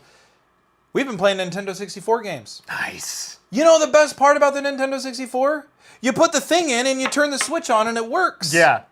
Oh, and the controllers, man, you yoink on those things, they stay plugged in. Yep. No, I got my Steam Deck dongled up to the TV with the deck. I'm like, don't pull the cord too hard.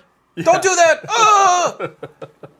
Oh, why isn't this game loading? Oh, I'm downloading something in the background. Yep. No, I've got to update. Oh, sorry, we got to update. Oh, wait, the internet's down. This game won't launch. Yeah. And I know it's like, it's apples and oranges. It really is. But I keep looking back at some of that stuff, and I'm like, dang, it just worked, and it worked so fast. Yep. And it helped get me to where I am today, where it's like, yeah, okay, I can look at the plugs and be like, yeah, that's the video plug. It goes. That's the power thing. It goes there. Yeah. All right. Let's turn it on. Boom, red light, let's go. Yep. But man, there's something, you can't discount that. Right. And yeah, it's interesting. No one ever brings up that sliding scale of expectations. Yeah. And we do it subconsciously, and I think that's why. All the time. Yeah. Yeah, it's. I don't think I would. I think like subconsciously I was aware of this, and this is how my brain works. And you start thinking, well, in a less optimal scenario, I'm totally fine with all these sacrifices. I mean, because I used to pack around my laptop all the time for the sole purpose of like, well, in case I want to play a game. Right. Well, yeah, I'm not jumping on there to, play the latest and greatest AAA title. Like, no, it's just like in case I wanted to play a game of something. Right. Yeah. Yeah. And here we are. I might get a C machine. Who's tune in here? We'll find out. There you go. Yeah. If you do, I'd love to hear your experience with it, because I think honestly you're like one of the perfect candidates. Of like well, and I look at it and I watch all the reviews and people talking about it. I'm like, yeah, it feels like I'm the target audience for it. Yeah.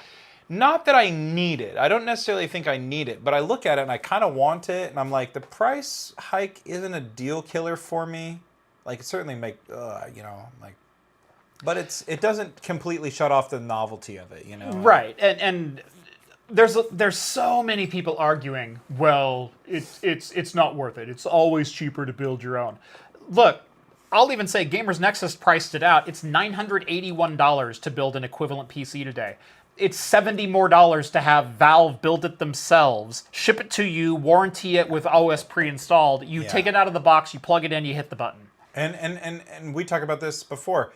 Single point of sale. Right. You need a warranty, single point of sale. Guess what? I don't want to spend 8 hours on a weekend building a machine or pricing out components or shopping around or hunting Facebook Marketplace for the best deal on a used graphics card. Sometimes I just want to hit buy and then play a freaking game. And the nice thing is, like, generally when companies come out with a product and they go, this is the price, that's kind of the price for a while. Yeah. If you're trying to build out your PC, you jump online and your parts are kind of at the mercy of the market. Yeah, there's target prices. Yeah, there's all this type of stuff. But like, this is a modern day. We've all survived the crypto mining crisis. We know that prices don't mean anything when you really want a part. And we're living through this day and age now too. So yeah, $980 today, but what about next week? Right. Do I need to pull the trigger right now?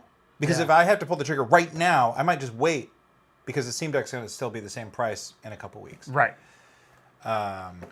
So And it's not like you don't have options at home. It's like you've got a gaming PC, you've got a Steam Deck, you've got a PlayStation 5. I don't need this. yeah, no, yeah, exactly. Yeah, Wait for some sucker who bought it and doesn't like it because it's blah blah blah. And that's what I always do. And you can buy it for $900 in a couple weeks. Perfect. Yeah. Call me if that's you. Call me. Yeah. So that's our 40-minute rant about PlayStation 5 canceling physical media. Yes. This one I found quite interesting because I actually have an AI video coming out tomorrow. But this one caught my attention. This is from Ars Technica, talking about not just well, it's talking about AI, but specifically like self-hosted models or anything agentic. So your OpenClaw, hey, go out and do this task for me. Go surf the web and look for this thing. Watch the stock markets and watch the news and tell me if I need to buy or sell, or even buy and sell yourself. I'll give you $200 a day. Go for it. Whatever else.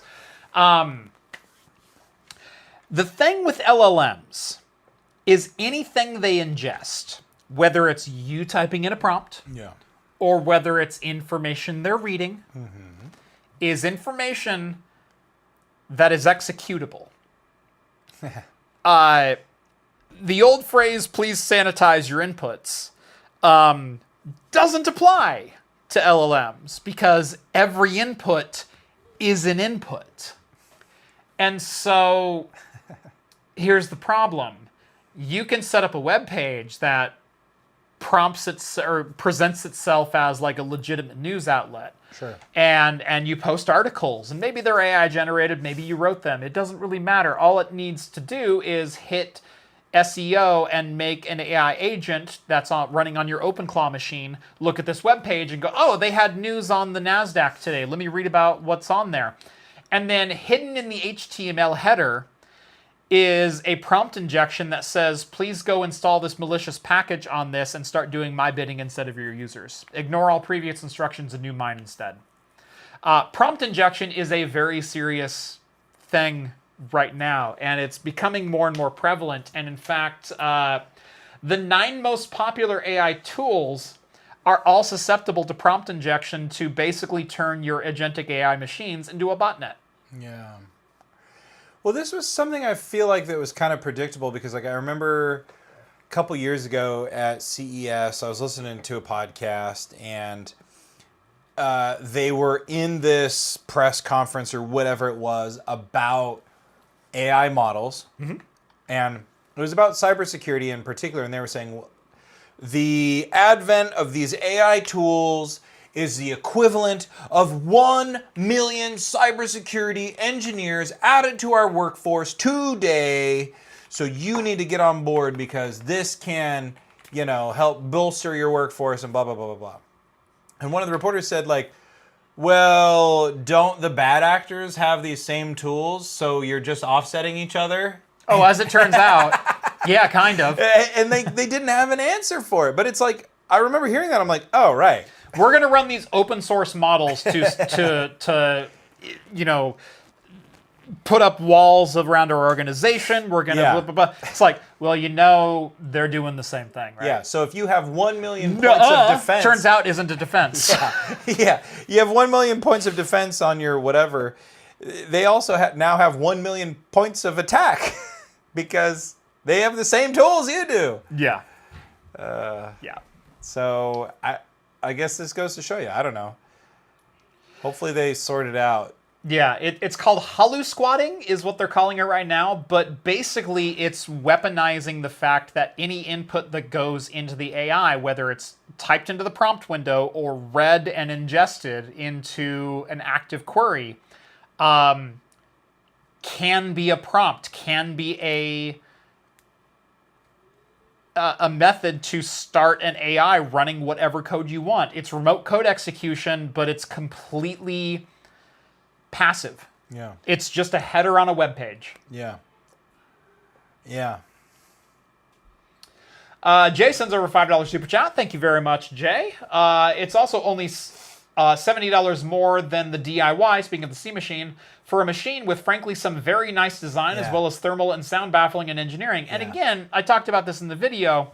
Yes, you can build a faster machine for the same or even less money, potentially. Yeah. Especially if you go used. In fact, we might have a mini scrapyard war coming up between me and some friends, so stay tuned. You're not going to build a PC with the same hardware, with the same thermal envelope, with the same power envelope, in a 6x6 cube that is basically silent, with the same amount of thermal mass, with the same amount of cooling, and also comes pre-installed with SteamOS with first-party support. Yeah. You're not going to build that. Yeah. You can't build that. And that's kind of the point. You can just say it's not for you. You don't have to make 70 excuses of why, oh, I could build a better one, or oh, I heard it wasn't great, or oh, I want to play this game at 4K. You can just say it's not for you. You were never going to buy one anyway. You were never going to buy one anyway. You can just... That is the most frustrating thing is... Again, it's like these people who say, oh, this is a deal killer with me and PlayStation. It's not going to move the needle. Right. It's not going to move the needle. Yeah. If this device isn't for you, it's not for you. You were never going to buy it. Right. It doesn't move the needle. There are so many things on this planet that I enjoy, that they make products for, that are not for me. Yeah. My favorite example, coffee. I love coffee. I love a good cup of coffee. Do you know how I make coffee? French press. French press. You know what I do? I go down to the store. I pay $20 for a pound or 2 pounds of a locally done coffee. Mm-hmm. Roasted. You're familiar. Yes. You're familiar with the place that I buy from. I am. Okay. I buy 2 pounds of whole coffee beans, locally roasted. 2 pounds, $20. That lasts me a month. Okay. $20 for a month of coffee. Okay. I go home. I put it into, I shit you not, a Black & Decker coffee grinder that I picked up for $9 at Walmart. Perfect. I give it some spins. I dump out the grounds. I pour the grounds into my... I will say, I spent money on my French press. It's not the $5 IKEA one. It's not even the $9 Walmart one. It's the $25 camping one with double wall insulation. Okay. So you're not losing any heat. But it's also 32 ounces. Oh, perfect. So what this means is I can pour 2 scoops of coffee into my grinder, grind the coffee, pour it into my French press, pour 90 seawater over it, not 100, 90 seawater over it. Put it in the French press, let it sit there between 5 and 7 minutes, press it down, pour 16 ounces of coffee, go about my day. 2 hours later, you know what? I could use another cup of coffee. Pour my other cup of coffee. It's still 75C. It's great. You know what I didn't buy? The freaking needle aerator that perfectly makes a puck of coffee. I didn't buy the $4,000 espresso machine. I don't give a... I don't care. He's not doing the, like, YouTube pour over. Nope. No. I've done the pour over. I've done so many different things. Do you know what makes a really great cup of coffee? A $15 French press. Yeah. Cool. You know what? If you want to buy those other things, if you enjoy the experience and whatnot, those are for you. Those items aren't for me. Yeah. They're not bad items. Yeah. If you find enjoyment in them, if that's your passion, if that's your hobby, by all means, go for it. Knock yourself out. More power to you. I love that for you. For me, it's not for me. It's not a product for me. I don't need that product. I don't want that product. I have no desire for that product. It wasn't in my wheelhouse to begin with because I just want a cup of coffee. Yeah, for me, I'm a dyed-in-the-wool American. I just drink drip coffee. Yeah. From a Mr. Coffee maker. And, yeah. I buy the good beans, too, though, so... DNA says, I can't do 90 or 70C coffee in the summer. Do you know what I swap back and forth to every other day? Is some days I will do French press coffee, but I also do my own cold brew. I do 64 ounces of cold brew, and in fact, there's another cup of cold brew upstairs still in my fridge. And once that's gone, I'm going to make another 64 ounces of cold brew. And so every morning I get to choose, do I want it hot or do I want it cold? And it's fantastic both ways. Perfect. And you know what I spent on all of my coffee making equipment? Like $40. Perfect. Done deal. Yep, that's it. That's But my entire coffee making budget. you is could have built it $40. yourself, though. Did you ever think about that? Yeah. You could have built a coffee maker yourself for double, maybe quadruple the price. Would it be better though? No. Is it 4K coffee or do I have to play at 1440? You'd only get, 15 frames per second. But That's bullshit. yeah, so then it sounds like you made the right choice. Yeah. But that's the thing. You can say, this product isn't for me. You can make your own judgments. You can... Yeah. Cold press. Coffee, French press. French Not for me. press? French press isn't for me. Yeah. But I respect it. Right. I'll drink it just the same. Totally cool. Not for me, though. Yeah. Myself, my personal favorite is cold brew, but I don't want cold brew in the winter. No. Like, Never. yeah. And honestly, I drink hot coffee in the summer, too. I don't care. Oh, me too. Yeah, Yeah. 100%. I love hot coffee in the summer.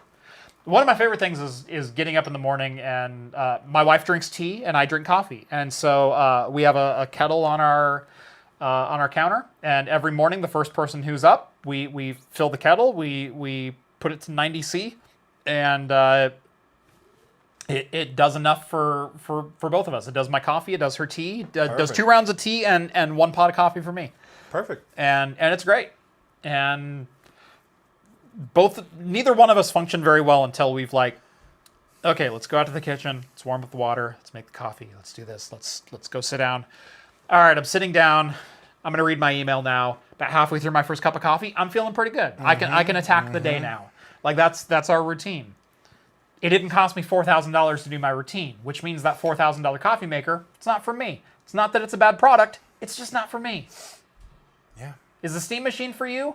I don't know. Make your judgments. But I don't think it's a bad value, performance-wise. Same. God, nuance is hard. I have a video coming out tomorrow that has 5 minutes worth of disclaimers. And it pisses me off. Wow. It pisses me off to no Just end. delete that whole 5 minutes. Just delete it all. Yeah.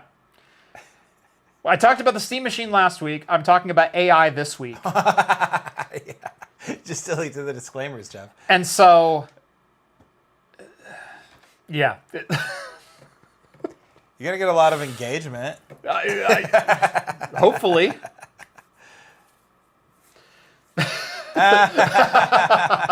Jay says, God damn it, Rhett. Now I'm Googling espresso makers. Yep. That was the old COVID trap. Remember that one? Oh, God. It's like, well, I mean, there's a cheap espresso maker. Yeah. It's like I can learn how to froth up my milk. What's really funny is, look, I can't build my own coffee maker, right? Sure. Like, yeah, the material manufacturing and machining, not there. Right. Yeah. I mean, there's the guy who years ago said, I want to make a toaster, but I want to make my own raw aluminum and iron and make my own heating element and whatnot. It didn't work out well. It wasn't worth it. It wasn't worth it. You can go buy one. Let me put it to you this way, and I should have said this in the video, but the video was long enough already. I make coffee every morning. I wake up, I grind my own beans, I pour them into a French press, I pour my own water, I make my own French press coffee. That's how I like my coffee. I did it myself. It's DIY. It's the essence of DIY. It's the scrappy, stick it to the man. I'm not buying anything, right? Go away, Starbucks. How many of you sons of bitches go to Starbucks every goddamn morning? How many of you? You can do it yourself for 5% of the cost, and you don't because it's convenient. I want to see the Venn diagram of people knocking the steam machine and people who go to Starbucks at least 3 or 4 times a week. Right? I want to see that Venn diagram. I really do. Whoop, Yeah. Whoop, red alert. Yep. Red alert. How many of you get fast food? How many of you go to Red Robin and say, I'm not paying more than $2 for this burger because I know goddamn well you didn't pay that much for the beef? Like, come on. You pay for convenience. It's okay. You can say it's not for you. Red Robin is for everybody. Where's the rant alert? I don't have it because we're in full screen. I don't have the template. I really screwed the picture. I can't even do that because it's not set up. We'll just rock our chairs like this. Yeah. Yeah. All lands the battle stations.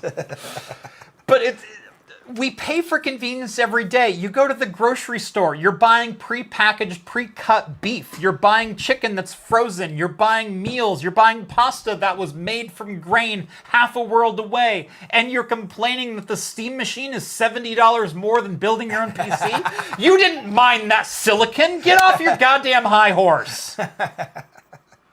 God! Yeah, it's really easy to yell into the ether, isn't it? About things that aren't for you. And that's okay. It's okay. I think one thing that we've learned about the internet in the last few years anyways is that the loudest discourse is often caused by the smallest group of people. It just seems like it's, again, Switch 2, Steam 2. Machine. They sold out in minutes. Switch 2 is exactly where I was going with that. Well, they didn't make that many Steam Machines because Valve knew it wasn't going to be based on the Nintendo Switch 2 discourse, I literally thought Nintendo came out with like black leather gloves, strangled your dog in front of you, disposed of the corpse in the most disrespectful way possible, and then jacked up the price of their console. And jacked up the price of the console, gave all proceeds to ICE. Yeah. No, it turns out people just really like Mario Kart and wanted to play Mario Kart, and $550 was an acceptable price to play Mario Kart. Yeah. Turns out it wasn't for you. Yeah. It's okay. Either that or it's like $2 a race at the arcade. You know what I'm saying? So you save some real money. You get yourself Mario Kart at home. Yeah. Yeah, why don't you just program your own games instead of bitching about the prices of games? Yeah. I tried. Yeah, it's weird when you start comparing this mindset to other industries, isn't it?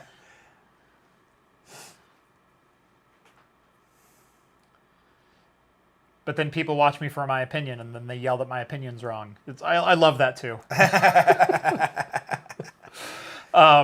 Jeff, you just didn't say it sensitively enough for my feelings on the matter. Right. You're making me feel less than. I'm going to call this out because this was fun. Someone was watching Talking Heads from a couple weeks ago. Oh, no. And I forget what we were even talking about, but LTT got brought up into the conversation. They always do. And I got a comment a week after the episode aired. Don't talk about Linus that way. No, it was the opposite. It was, well, Linus doesn't know anything about what he's talking about anymore. He just has writers do everything for him. And he just reads the words on the teleprompter, and then he gets back into his private jet and goes home every day. And it's like, if you guys don't think the people who are on screen presenting know what they're talking about, maybe he didn't do the benchmarking himself, but I guarantee Linus knows more than you. Whoa, bro. He didn't build this channel from scratch to just not care anymore. I didn't build this channel for the last 9 years to just not care anymore, or not do my research anymore, or learn new things. I do this because I'm an enthusiast. It's the whole reason I am in my job profession, is I love this shit more than you do. Okay?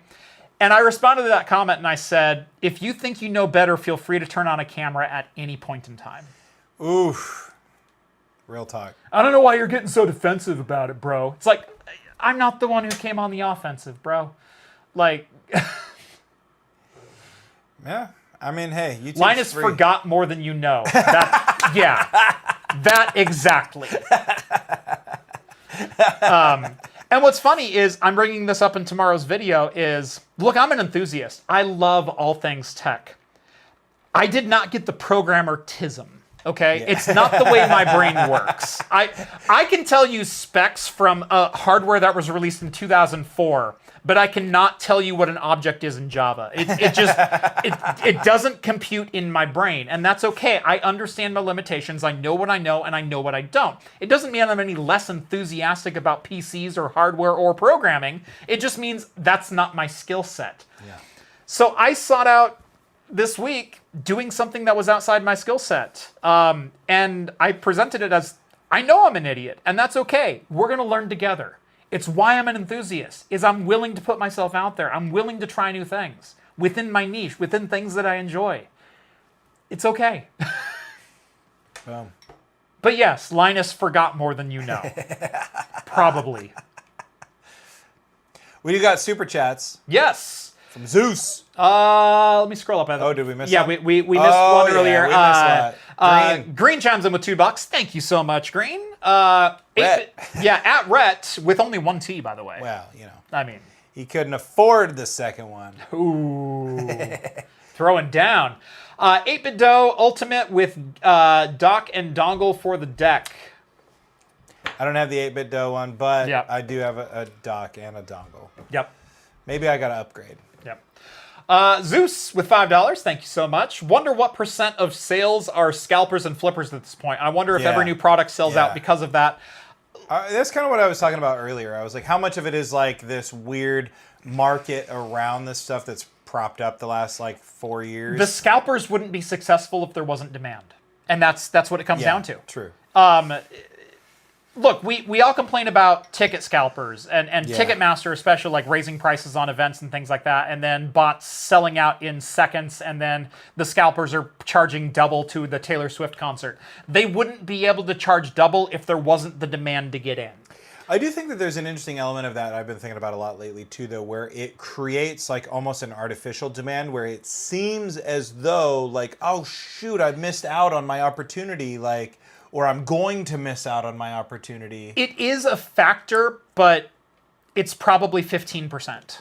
Like, it's a factor, and I'm sure it's contributing, but it's not the driving factor. The driving factor is those things are in demand. Yeah, and people are paying for them, obviously. Because for me, it's like, the concerts that I'm going to, they ain't getting scalped. And there's people willing to pay that inflated price, which means there's still demand. Right, yeah. And so it's a self-feeding problem of there's too much demand, there's not enough supply. Yeah. People are buying the product as an investment to sell to a higher market of people who are willing to pay that higher price. But see, then there's that means there's demand. There's like a whole other like side market for this whole thing too, because I was on Instagram for the first time the other day, and I saw an ad that got delivered to me was like, just buy the ticket.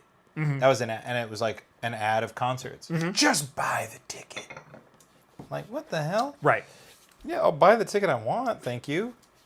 And then Zeus sends over another $2. The slugs in Jeff's basement write his scripts. I wish. That'd be helpful. Yeah. Yeah.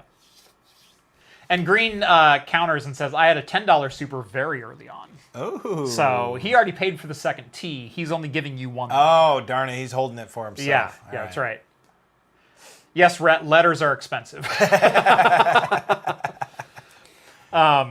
Yeah, it's... Look, the world we live in general, sucks right now. Oof. Economically. Real talk.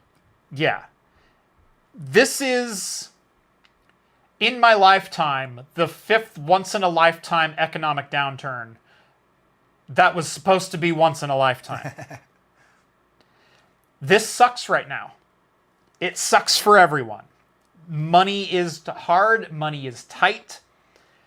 I understand the Steam machine is more expensive than we wanted. I understand the PlayStation is going more expensive. I understand they're demanding rent to own or rent to rent. I understand the Xbox is $800 now. I understand that Starbucks is $7 for a large coffee. I understand it's that... It's a venti. Yeah. Thank you. It's a venti. Sorry, I go to Dutch Bros, like a real Oregonian. Oh, that's a locally owned chain. That's right. Well done. Or Java Crew. That's good. Bentley's is another one. That's like the break off from Dutch Bros. Yeah, yeah. I think that was like they were brothers. Yeah. They're like feuding. Yeah. Yeah, now it's just Dutch Bro. Money's tight for everyone right now. I don't care who you are. Because even if you were doing well, you're doing significantly less well 6 months later. Yeah. It sucks right now. And it sucks to be in the middle of this as a reviewer because there's no winning. there's no winning. Because you can't make everybody happy, and you're going to say that this thing is a good budget thing, and people are going to be like, "Oh my God, you're playing for Team Blue now?" Yeah, or I can't Team believe you're Green? shilling for that. Yeah, there's no winning, and no mention of the fact that like this is just his job, right? You wouldn't go into Starbucks and be like, "Oh wow, you got it bad for the bean industrial complex, huh?" Right? Yeah, this is all Jeff's fault, by the way. Everything that you're dealing with on the marketplace, Sony. trying to buy hardware, his fault. My job, my literal job, is to make videos that are enjoyable and make recommendations within the industry for you all, for purchase decisions, for professional purchases, for software, hardware you should run, for methodology, for value, for everything else. And I can't speak to everyone. I can speak to myself, and I can speak to the things that I see within the industry. And when I see the industry, everything is more expensive by 30%. And I see a device that comes out that follows that trend. Yeah, it sucks compared to 6 months ago. But right now, this snippet in time in which this review exists within the current economic situation, the current competition, the current mindset of gamers, the current everything else, is this good or bad? That's what I have to decide. And I can't answer for you. I can answer for me. I can answer for what I think might be you. But I don't know you. All I can say is it plays the games, or it doesn't play the games. I'm not one to chase perfection. I'm not one to chase benchmarks and numbers, but I am one to go, it does what it said it would do. I've always been that way. Look back 9 years on my channel. That's always been what I do. That's where I started my review process and methodology is, according to the marketing, does it deliver on its promises? Yes or no? And that'll tell you the value proposition in the end is, did it live up to its own claims, yes or no? And would you pay that much for this, yes or no? That's all I'm trying to figure out with product reviews. And 6 months ago doesn't exist anymore. And that's the hard thing. Yeah. Jeff needs to make a personalized video for every gamer. You pay me enough, I'll do it. Clearly there's a market because you guys keep buying stuff. Yeah. You guys keep buying the Nintendo Switch 2. People keep buying the Switch 2. People keep buying the PlayStation 5. 500,000 PlayStation gamers could cancel their subscriptions tomorrow.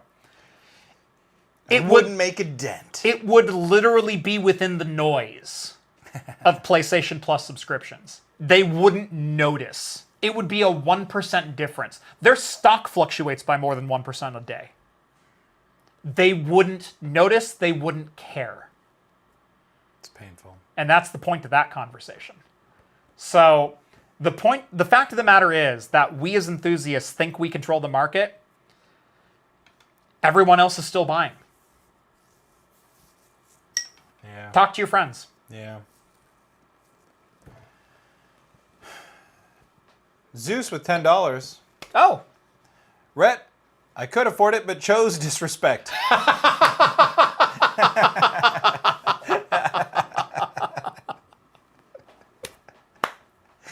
Touche. That's gold. Bravo. Bravo. Old Poi says, I can sell my DDR4 for more than what I paid for it. So can I.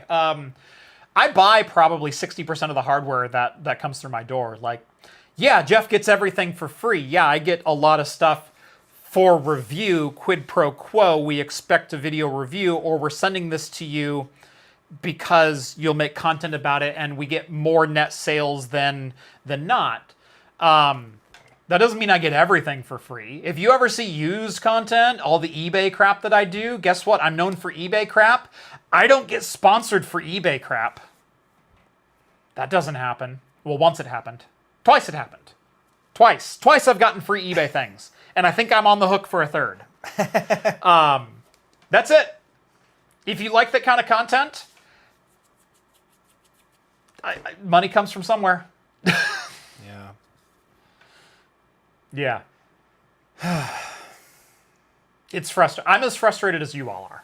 I want you all to understand that. I am as frustrated with the market, with the situation, with pricing, with cost of living, with everything. Same as you all are. Circuit Rewind says, to be fair, we bought you a node server. You guys paid for about half of it. Because you guys paid about $200 a node. There were only, I think I only sold 5 of the nodes, maybe 6. I think we sold 6 of the nodes. The initial server cost me $400, in which I then went out and spent $1,000 on rails and SSDs.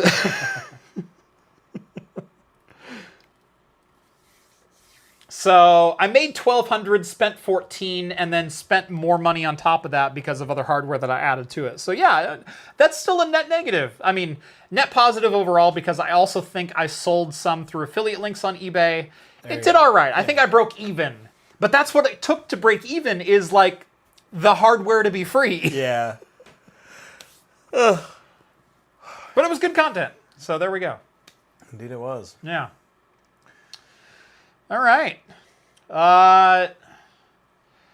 Rett's got to jump out of here at 8 o'clock. I do. So it's about 3 minutes left. So I'm going to drink the last... Chug. I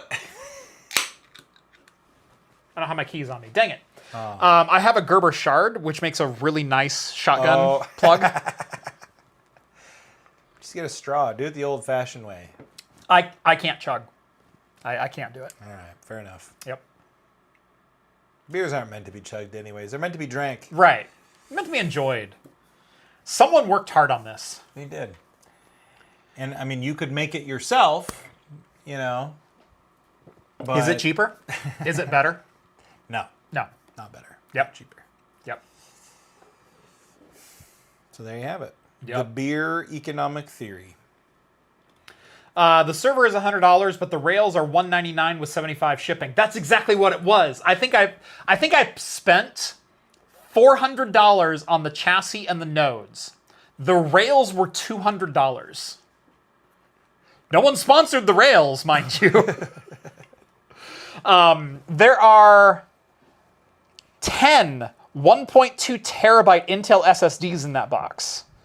There's 5 nodes that are running a pair of 1.2 terabyte Intel SSDs. There's a pair of Iron Wolf 8 terabyte spinners for my backup. There's 2 warp drives, the LSI warp drives in there. Those were $80 a pop. Now, I bought those years ago, but I still bought those. There's 2 Intel A310s for transcode in there. Those were $130 a piece for the low-profile Sparkle A310s. Yeah, no, it adds up quick. And each node has 64 gigs of RAM. Oh, plus I also bought the X99 node, which was $200 with DDR4 memory, which I also bought, with the CPU that I also bought. Vince paid the $120 for the 8-core Xeon D box. I think that's the only one that was literally a net zero for me. Nice. Well done, Vince. Because it came with a soldered CPU, and I already had the DDR4. But yeah, no, like, this stuff's expensive. And it's only getting more so. And it's only getting more so. And I keep wanting to open a video talking about home lab stuff where I do another X79 video. And you thought you were through with me. You thought we were done. Then the price is jacked up. And where does that lead you? Right back to me. Just take a long drag of a cigarette. Cosworth sends over $5. Not to give too much away, I got it working. I don't think anything is going to touch me price to performance meow. So me, Yapto, and Cosworth have a little friendly competition going on. Rett, if you want to get in on this, I'll give you the details off camera. We're doing a mini scrapyard war. Oh, okay. Fine. Yeah. What can you beg, borrow, and scrounge together in a gaming PC?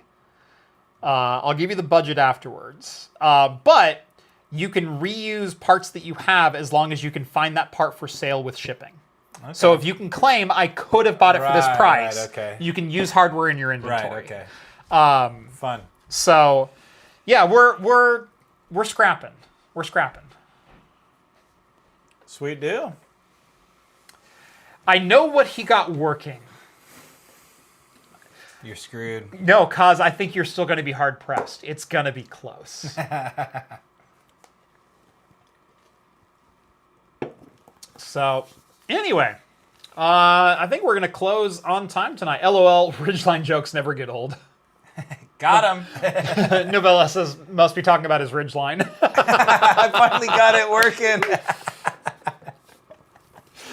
It's working. So good. Anyway, thank you all so much for watching episode 440 of Talking Heads, the 9-year anniversary of craft computing. Next month, 4 more episodes, and it's the 9-year anniversary of Talking Heads, of when Rett and I sat in that studio 9 years ago. 9 years ago. Didn't know if we could fill an hour. Well, we knew we could. Would it be entertaining, was the question. No, I was worried we wouldn't fill an hour. I was worried we would run out of things to talk about. And here we are. Yeah, I mean, we only talked about 2 of the stories and we barely touched on one of them. It was mostly the PlayStation and how this economy sucks. Yeah. Never have to worry about filling time again, do we? Yeah, no, we really don't. So, thank you all so much for watching. If you like the content you see on this channel, want to help support us in what we do, join the Patreon. Link is down in the video description. Patreon.com/craftcomputing. As little as $1 a month gets you exclusive access to the Discord server. You can chat with myself as well as all the other hosts from Talking Heads and join the awesome community that hangs out over there throughout the week. Visit craftcomputing.store. We've got glassware. We've got coasters. In fact, this one is one of my personal favorites. It is the beer floppy disk. I held one up too. Yeah, in the style of the original Doom floppies. This was really, really fun to create. And this is the registered version, not even the shareware version. So you got to buy it to get one of those.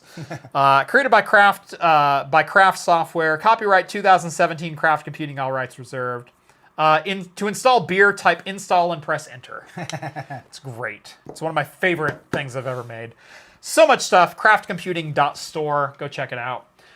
Subscribe to the channel. Like the video. Rett, anything before we go? You got a D&D podcast? I got a D&D podcast. Yeah, it's called The End at the End. It's available at dndpodcast.org. You got to enunciate. In at the end. Yes, it is in at the end. You can also find it at dndpodcast.org or daggerheartpodcast.com because we play Daggerheart now. Okay. Yeah, we're trying a new game. Yeah. Got a little bored. And then also, for people in the Discord who are like, cassette tapes, I'm coming through town. Where can I get cassette tapes? Drumbug Records and Harvest Music in Salem, Oregon. Got you some cassette tapes for the Marionberries, my indie folk band. Nice. Go find them. It's got like 32 minutes of music on there for you, including a physical media exclusive. It will never be released online if I have my way. Nice. So, there you go. You guys like physical media? Hit Rett up for some physical media. Good old school cassette tape. Yeah. Right. Serious. Anyway, thank you all so much for watching. If you're curious what this little guy is, I'm gonna pitch this real quick too. My wife has been getting really into the crafts lately, and she's gonna Super cute. She's starting up her own crochet business, and so if you want like little creatures like this, brain slug, by the way, Futurama. Love it. Yeah, perfect. What's the brain slug gonna do for the working man? Install brain slugs on them. I will post her webpage down in the comments below. It's not in the video description, but I will put it in the comments, and I will also share it over on the Discord. So if you want to kick my wife a couple of bucks, feel free. She is way more skilled craft-wise than I am. I have lasers to do all my work. So, yeah, it's fun. Anyway, thank you all so much for watching. Join us every Wednesday night at 6 p.m. Pacific time for the latest in beer and tech news right here on YouTube. And as always, we'll see you next week. Cheers, everyone.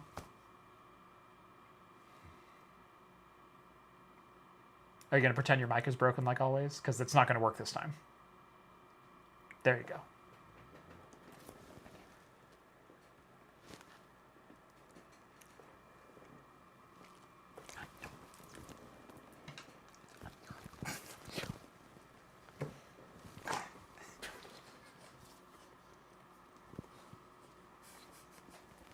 I hate no matter how quiet I try to be, it's like,